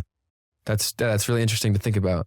So the person listening to this who has messed up gut problems, they've had it for years, they've kind of just given up on it. and they've heard about the 5 R's, everything that you've shared, can you give them a roadmap of exactly what they should do? I know you did throughout the 5 R's, but like, let's just say you're sitting down, here's exactly what you should do over the next weeks, months, however long it takes to solve the problem and keep it away, to solve their gut issues for good. How do you become a famous YouTuber? Is it as easy as telling you what to do, or is there a lot of education and things that are involved? So unless you're dancing around like a fucking, tits out and you go viral because sex sells. So I agree with that to a degree, but I could say I could give the steps to becoming a viral YouTuber, right? Yeah. There's nuance within those steps, but could you give the steps of what that looks like in terms of like, okay, do this. It's going to look, what this is going to look different for everyone, but you need to do this first. Okay. And then this one, and then this one. You get what I'm saying? Okay. For the listenership and viewership, it would be wise to get a pen and paper. Now that you've got a pen and paper, great. Here's what you to do. For the first 4 days, don't eat any food. Mentally prepare yourself. You're going to do a fast. It would be wise to drink just juices, vegetable juices. If you want to learn as you do this, it would be wise to read Dr. Max Gerson's book, the Gerson method or the Gerson therapy. Whenever he works, he's passed away, but I'm not even going to deviate. Just do that. Read that book, drink juices for 3 or 4 days exclusively. Then I would recommend doing a colon hydrotherapy. Why? Well, a colon hydrotherapy essentially washes out your rectum and your large intestine from the outside in. And you just it introduces water. It's very healthy. It's non-invasive, and it flushes out all your poop. So that gives you a new baseline, a new roadway, like a new runway. Why? Well, the cells that line the gut are some of the fastest regenerating cells in the body. So if you can give yourself minimum 3 to 4 days of not eating anything, just drinking some vegetable juices, allowing those cells to regenerate, and then completely clear out the runway, now you got a new foundation, right? If you're building a home, do you start on the shingles? Do you start painting the inside rooms? Or do you establish a solid foundation? Okay, once that's been established, now you just strategically reintroduce foods, whole foods that come from around the perimeter of the grocery store. Eat meat, eat some basic vegetables that won't cause any bloating or gas. What do those look like? Just search for a long list just use Google. Foods that are low in nightshades and lectins and oxalates. That's what I would do. So eat those vegetables, eat those foods with the meats. If you want to support your organs, I would say it'd be wise to take some digestive enzymes just to help that pancreas digest additionally. And then you just maintain that. And then as well, it might be wise to take some probiotics because probiotics help establish the microbiome. And then just do that every single day. And then if you want to incorporate some intermittent fasting, that would be wise too, because the more time that you're away from digesting food, the more time you're actually absorbing it and the more time your stomach and your pancreas has time to not overwork, right? The digestive process is one of the most caloric required systems in the body, next to the brain and the heart. The digestive system requires tremendous amounts of calories. And so it's wise to eat nutrient-dense foods and then allow the digestive process to digest and utilize those nutrients. And then when it comes time to eating again, you do it all over again. But snacking and eating processed foods and things of that nature, they don't serve a purpose and they don't help the digestive process. In fact, they retard it and slow it down because it's not getting the nutrients that it needs. So that's a pretty simple explanation of how to do it. Yeah, that was phenomenal. I had a few questions off of that. The first one about probiotics. Aren't most probiotics BS? Like, how do you find good ones? Yeah, there's probiotic gummies, probiotic beverages. Those are pretty BS. They're not high quality. They don't have, high doses of colony forming units. So typically you want to find a beneficial bacteria that has maybe an enteric coating around the capsule so that it can withstand the environment of the acidity. So you can increase your probable chances of absorbing the probiotics and, going into the gut, the small and large intestine, typically the large intestine. Finding a probiotic with, like I said, high colony forming units. So something with 35, 50, 75, 100 billion colony forming units, because anything lower than that, you might as well be taking a Flintstone vitamin thinking that you're doing good. Okay. And then of course, eating prebiotic foods, kimchi, sauerkraut, edamames, even things that will feed the beneficial bacteria. That's what I would recommend. And it's kefir. Coconut kefir is one of the best forms of beneficial bacteria because you're just consuming that right away. So anything that's sprouted, anything that's fermented is really, really high in natural beneficial probiotics. Awesome. And I know that when people hear, oh, don't eat for 3 or 4 days, I know the natural thing is, oh, we're being it's unsafe for someone to say that on a podcast because someone's going to go do it and then die. Right? Like that's what they always say. That's why it's not medical advice. This is not meant to take away from your GP or medical practitioner's advice. Yeah, don't worry. I'm already going to add that in the intro. I was literally like thinking about that exactly, but that's such a fun, that's so messed up. But of course you always want to err on the side of caution and always do your own research. But it sucks that even has to be said, but because it's so ironic. I saw that, and I will say that on most major podcasts, they do highlight very sensationalized approaches to health. And Stephen Bartlett is probably the biggest, I don't know if the word's culprit or the most successful at it, I guess is probably a better way of saying it. And so he's getting a lot of hate in the traditional media for bringing on experts and sharing one, conflicting advice, but two, like these pretty away from the norms. And it's so funny because in their fight to like try to say that Stephen's being irresponsible for doing this, they're doing the same thing as Stephen because then they bring on a medical expert with their biases and say that, no, this is who you should listen to. Like how is that any different from what Stephen just did? But the one like positive thing from this that I saw in the comments was that was the top rated comment. They're like, wait, so you just did exactly what they did, but we're supposed to listen to you because you're on TV. Where's the hypocrisy lay there? It's crazy. It's the exact same thing. But I think the natural question for the person listening to this is, okay, in that environment, how do you know who to listen to? Do what your heart says. Do what your gut says. And I know they're going to say, well, that's so woo-woo, right? No, it's not. Just give yourself permission to explore. Listen to me, listen to someone else, listen to another person, read a couple books, take a couple courses, attend some free webinars. Give yourself an opportunity to make an educated decision. And if you explore that and whatever decision you come to based on your own deciphering of information and whatever you resonate with, I highly respect you for choosing whatever outcome that you want to choose. But you can't make a decision based on emotion. You've got to make it on logic. What do most people decide to do based on their emotions and not logic? So give yourself permission to explore. Give yourself permission to find a teacher that you resonate with and then try that. And if it doesn't work, try something different. Don't just rely on one person's opinion.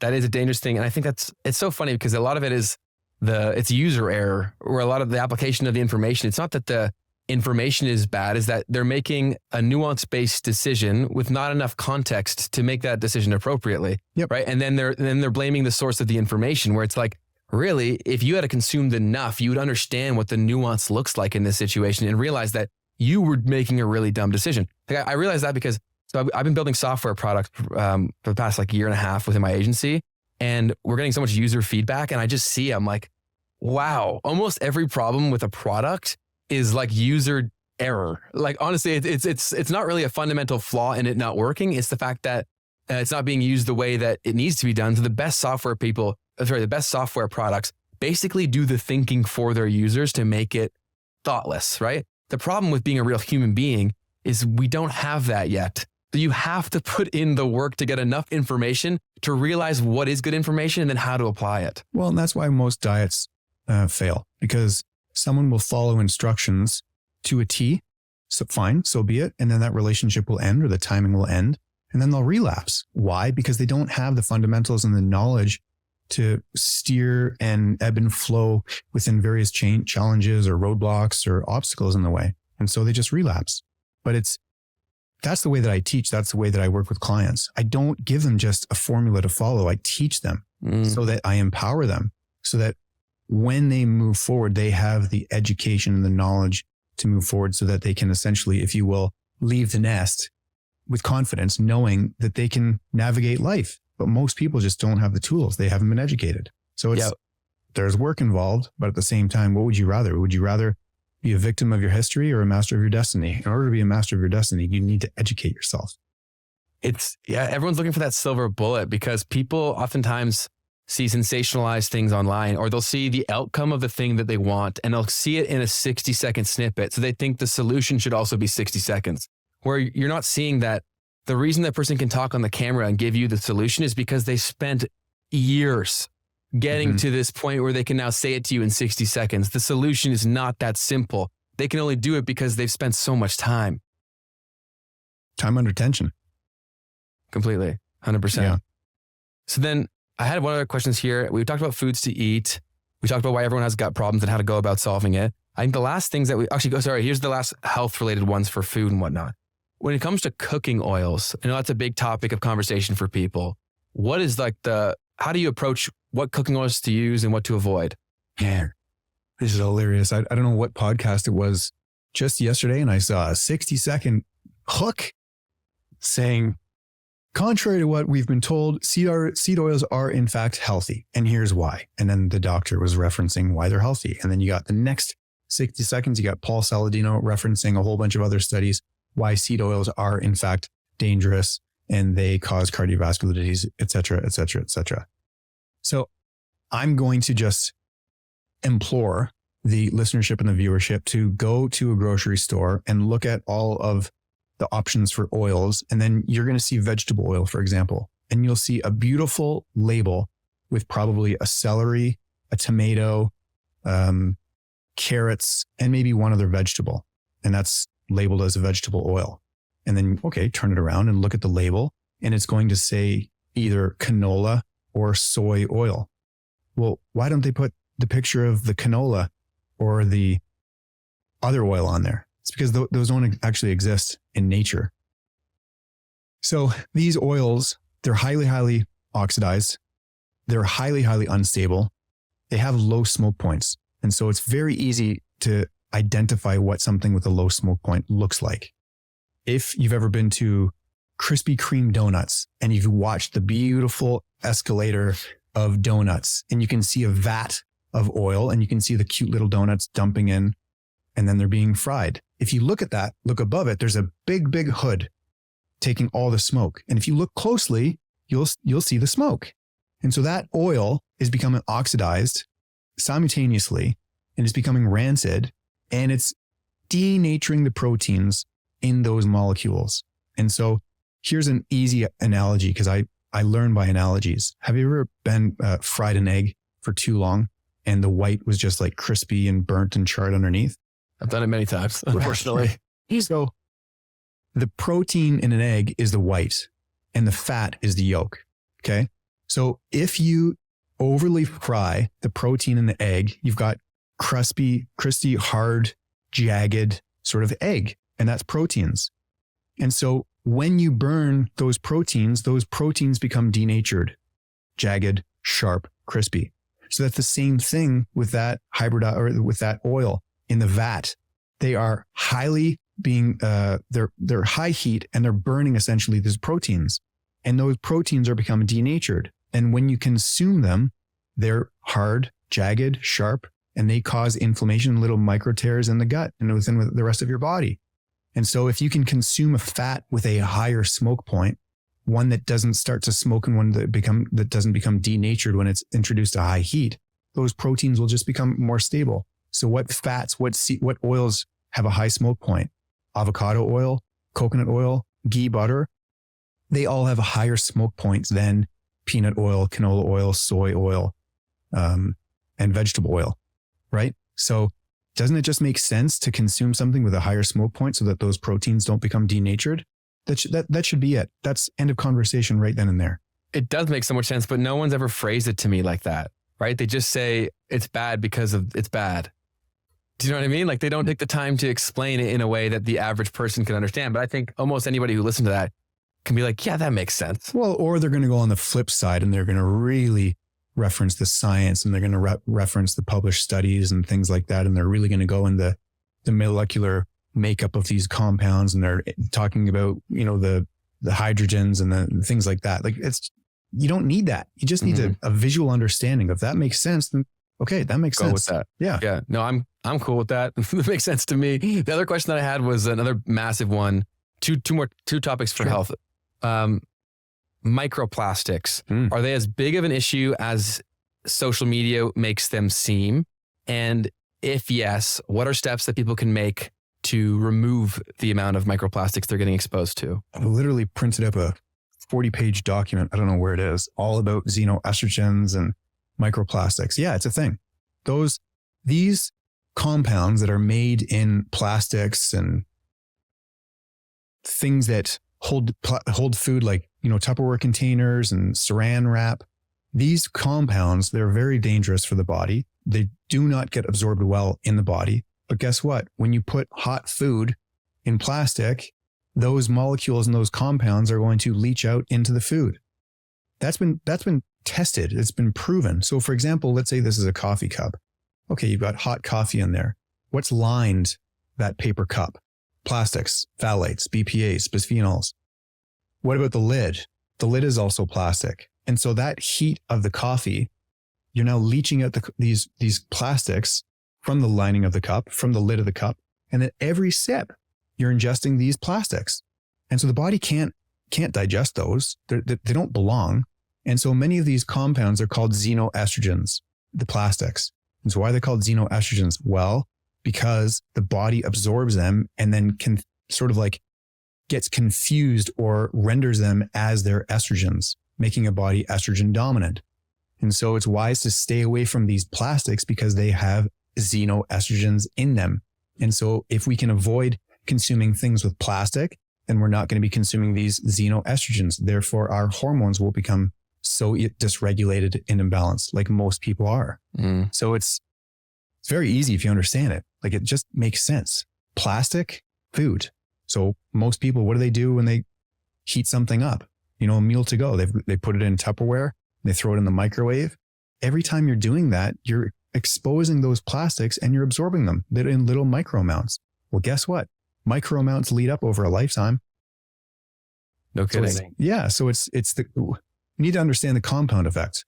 We either allow it to go in our benefit with nutrient dense foods, or we allow the compound effect to work not in our favor with things that we're being exposed to, plastics, toxins, environmental factors, things like that. And there are a lot of ways where you can remove the exposure, like for cooking, avoid nonstick pans. That's a big change that I've made. Yeah. I always go for metal in terms of cups and things of that nature. So I try to avoid that as much as possible. One that I'm having trouble with finding a healthy option for is, say, like dish soap. Like, because I know that the natural dish soap that you go get, that's definitely not the best for you. The ingredients are things that I've never even heard before. So I doubt it's good for me. So what are options to, as healthily as possible or as healthy as possible, clean your dishes? That was one of the first, I'm not tied to any brand, so I can't identify any brands per se, but when I first learned this, I realized of all of the compounds that are found in traditional dish soap, right? Colorings, not flavors, but scent enhancers. These compounds that make them stable, none of them are good for us. And every day you're washing the dishes and your body is absorbing them. So just look for a plant-based soap. Just look for something that's holistic with minimal ingredients and you'll find them. There's so many that exist. And like I said, base hits win ball games. So if you can change your laundry soap, if you can change your dish detergent, if you can change the soaps that you're putting on your skin and your hair, just going to a more holistic, minimal ingredients, things that are non-scented, right? And so if you continuously do that, again, compound effect works in a beautiful way. 100%. Yeah. For gluten, you mentioned that earlier. What is gluten and why do so many people struggle with it? Gluten is a peptide found in wheat, rye, barley, and it's very difficult to digest. Also, these grains are being hybridized, genetically modified, and they're being sprayed typically in North America with glyphosate amongst other pesticides and herbicides. And so not only are they hybridizing these grains to make them more sort of rigid or strong where they can withstand the damage from these herbicides and pesticides. So not only are they absorbing them, but they can withstand the assault from that. They're very difficult to digest. And they also cause little micro tears on the lining of our gut. And there's something called zonulin. Zonulin resides on every epithelial cell. And when we consume gluten, it activates something called zonulin. And zonulin initiates the opening of the cells of the gut, right? It triggers intestinal permeability. And these proteins that are very difficult to digest essentially invade in between the cells that line the gut. Why? Because the body wants to launch an attack using its immune system.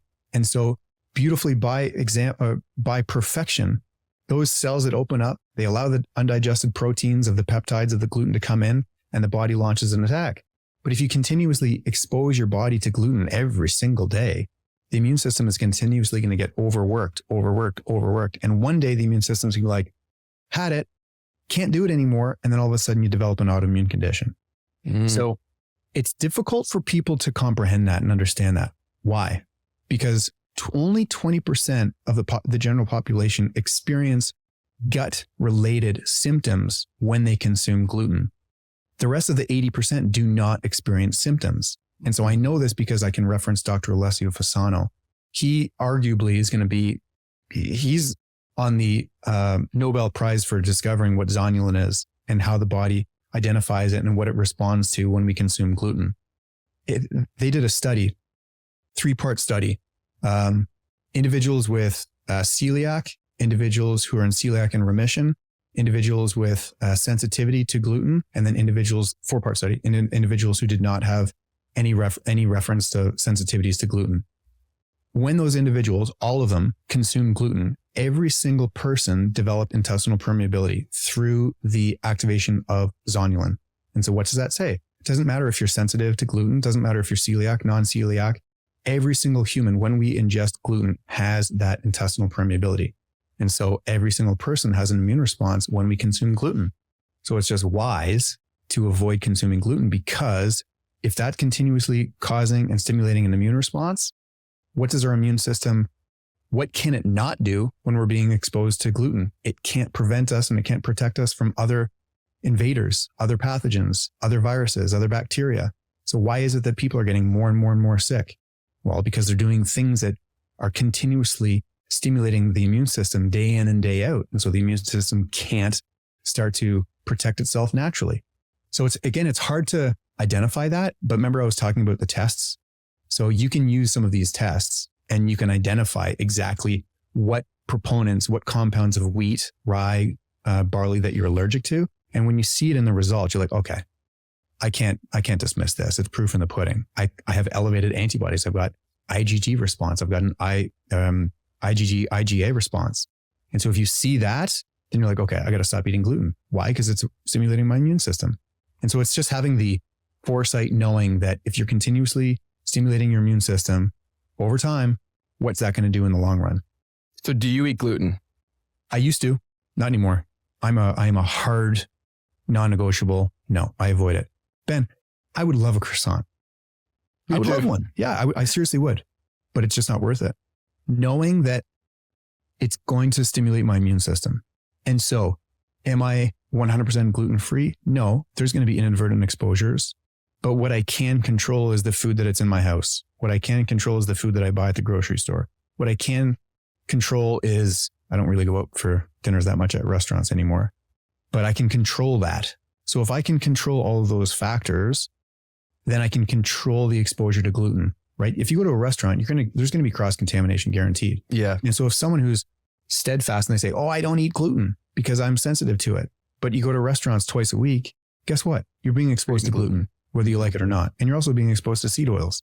And you're also being exposed to foods foods with hormones and additives, because you know that they're not using grass-fed, grass-finished protein sources, right? So all those things add up.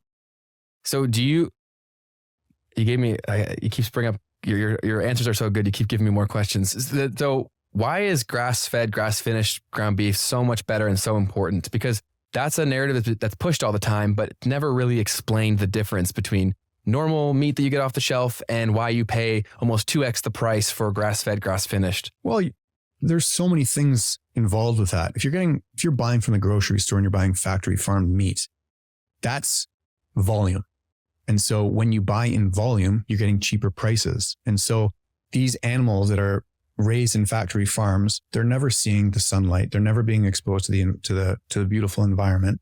They're not eating pasture. So what are they eating? They're eating soy and they're eating corn, both genetically modified, both heavily sprayed with herbicides and pesticides. These animals are being pumped with antibiotics. They're being pumped with growth hormones so they can grow faster and fatter, so they can yield a larger pull of meat, if you will. But this meat, it's chemicals. There's hormones. It's not coming from a healthy, happy animal. And so the meat, the ratio of omegas-3s and 6s and 9s are going to be a heck of a lot different from an animal that's being raised on pasture that eats grass 99% of its life. And so that ratio of omegas-3, 6, 9s are going to be far, far different. And the ratio of 3, 6, 9s is far more favorable coming from an animal that eats grass rather than seed or corn and soy. And so that's why meat is so healing when it comes from a ruminant animal, any animal that's got 4 chambers. Why? Because it has the ability to process and convert the nutrients from grass into amino acids and proteins, right? That you're then consuming. Yeah, that you're consuming by default. So it's called, what's the word that I'm looking for? Kind of like, oh, I forget the word. I was having a conversation with Dr. Sean Baker, but basically what the animal absorbs, we absorb 100%, right? That So makes total sense. if you're consuming an animal that's unhealthy, factory farmed, you're consuming that. Also energetically as well. Yeah. So that's why I always recommend grass-fed, grass-finished as best as you can. But again, it comes with a price. But what would you rather do? Pay the pharmacist or pay the farmer? Yeah, that's the classic line. And so there's so much to know here, man. And honestly, it's a pretty tough fight to face because yes, it's great to listen to this podcast. It's great to listen to what you're saying. But when you go into the real world, it's a uphill battle. Like you're constantly having to make the right decisions. And so I'm assuming that's why people work with you a lot. Like, how do you help people that work with you? Like, do you do coaching? What does that look like? Yeah, I teach them this. I expand on this. So I used to have 2 clinics, one in Georgetown, one in Burlington, Ontario. And then when COVID hit, big disruption with a whole bunch of people, I closed both and then I went back to being online. And so what I've done is over the years and years and years and years of clinical practice, working one-on-one with clients, I've accumulated vast amounts of anecdotal evidence as well as observational evidence. And I've realized that pretty much the underlying culprit for everyone's chronic disease and issues is compromised digestion. You're just not eating the right foods as well as compromised digestion, low stomach acid, low pancreatic function. So what I do is I'll provide them the framework, how to completely go through these 5 R's with a little bit more of an expansion and knowledge and direction based on their lifestyle. And then I'll provide them with some key nutrients, some supplementation to rehabilitate and heal and seal the gut, because most people are deficient in nutrients anyways. So if you can introduce the body with some strategic nutrients, not a copious amount, but just some basic ones, you allow those cells, you allow the immune system to repair and recover and rehabilitate. And then I teach them the proper foods to eat. My mentor, Dr. Nandor, he says, the body is infinitely complex, but your health shouldn't be. And it's so true. The body is infinitely complex. But if we just ate what our grandparents used to eat, we'd be healthier. Now, my grandpa used to eat oats every day for breakfast. The oatmeal that we have today is even different from 70 years ago. Now, he also died of diabetes. So is it wise to consume oatmeal every day? No, I don't eat oatmeal anymore because it's high in lectins. It's an anti-nutrient, but so we can use science and education and knowledge to our benefit, but at the same time, use it to go back to fundamentals and just eat basic whole foods. So I teach them that, and it's complex, but it's simple. And then I'll just say that my expertise and the way that I've built this program and my practice is I teach people how to reacidify their stomach. It's called gastro reacidification, and it is a lost art. Schools don't teach it anymore. Practitioners don't implement it anymore. And it is an old practice. And so old people know how to do it. They're functional medicine experts and doctors and so forth. People my age, no clue. They're like, what? Gastro reacidification, what does that mean? And so I've learned from pioneers. I've learned from trailblazers. And so that's what's really separated me from pretty much everyone, because I know how to reestablish and rehabilitate the stomach acid, because pretty much every single person that's walking around has decreased and diminished levels of stomach acid. I get really bad heartburn. Would that be connected to that? Yeah, it's because you got low stomach acid, not too much stomach acid. So how do you solve that? Well, follow the 5 R's. Okay. And it's also, you got to understand the autonomic nervous system. Autonomics are either parasympathetic or sympathetic. And how we perceive the world around us, how we respond to stress, support, and challenge will pull the strings and push the levers on our autonomics. It'll either put us in a parasympathetic state or a sympathetic state. So parasympathetic is rest and digest, where sympathetic is fight and flight. So if someone is perceiving more challenge than support, if someone is perceiving more hard, or they don't want to do something, or they've got resentment, or they're not allowing themselves to be in a parasympathetic state, guess what's not happening? Digestion. Why? Because you're in a fight and flight mode. And so when you are in a sympathetic state, now you've got these stress hormones and neurotransmitters that are being secreted that promote action, fight and flight, right? So all of the blood is being distributed to the limbs. Cortisol, stress hormone, norepinephrine, epinephrine, testosterone, all of those neurotransmitters and hormones are going to provide that body the energy to either fight and flight or flee, for that matter. But guess where the blood essentially isn't going? It's not going to the digestive process. But if you are in a relaxed and calm state, then you're in a parasympathetic state. And so now you've got parasympathetic hormones. You've got dopamine, serotonin, you've got acetylcholine, you've got oxytocin. These are the rest and relaxation hormones. You've got GABA being secreted. And so now your digestive juices, your organs, they're all now in a position to digest. So there's that, right? But like I said, most people through eating habits and lifestyle, they've just decreased their stomach acid, right? They're maybe drinking with their meals. They're not chewing their foods effectively. Maybe they're chewing gum. And so what happens is when someone has these fermentation of foods happening, or they've got these undigested foods that are going into the stomach or going into the small intestine, and they're not secreting those digestive enzymes adequately, there's going to be some fermentation and some putrefaction happening of these foods. And so ultimately that's gas. So where does gas go? Gas goes up and gas goes down. And so if you've got gas, that's going to push up what little stomach acid that you have. And then someone's going to experience GERD or acid reflux or anything of that nature. So it's not actually that you've got too much stomach acid. It's chances are that you don't have enough, and it's just not able to signal to the pancreas and signal to the liver to release the bile and the digestive enzymes. And so it's so contrary to the Western medical model, because if someone's got heartburn, they're prescribed PPIs, proton pump inhibitors, or stomach acid blockers. And so temporarily that gives you relief. But at the same time, now you're impeding the body's ability to do its number one primal thing, digest foods and provide the body with the nutrients that it needs. And so when you suppress that mechanism, you're now creating putrefaction and fermentation of foods. And that's just going to cause gas.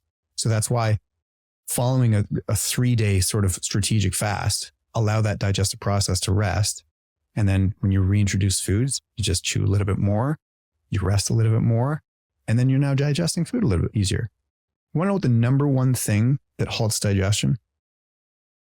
The number one thing that halts digestion is eating with anger or rage or sadness. Number one thing. Because why? Because you're in a perceived state of stress. And so our brain doesn't know how to identify and decipher various stressors. It's very animalistic. Remember, we were talking about our primitive states, survival. And so the brain deciphers that perceived stress and thinks it's a tiger chasing us or whatever. And so digestion is not happening.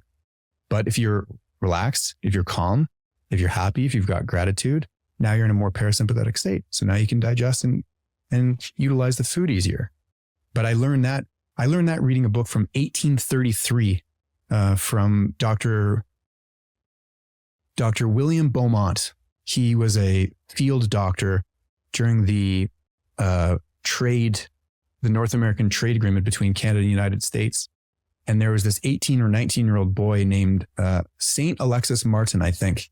And he was cleaning his, I forget what, it's like a gun, but not even a gun. It's before gun.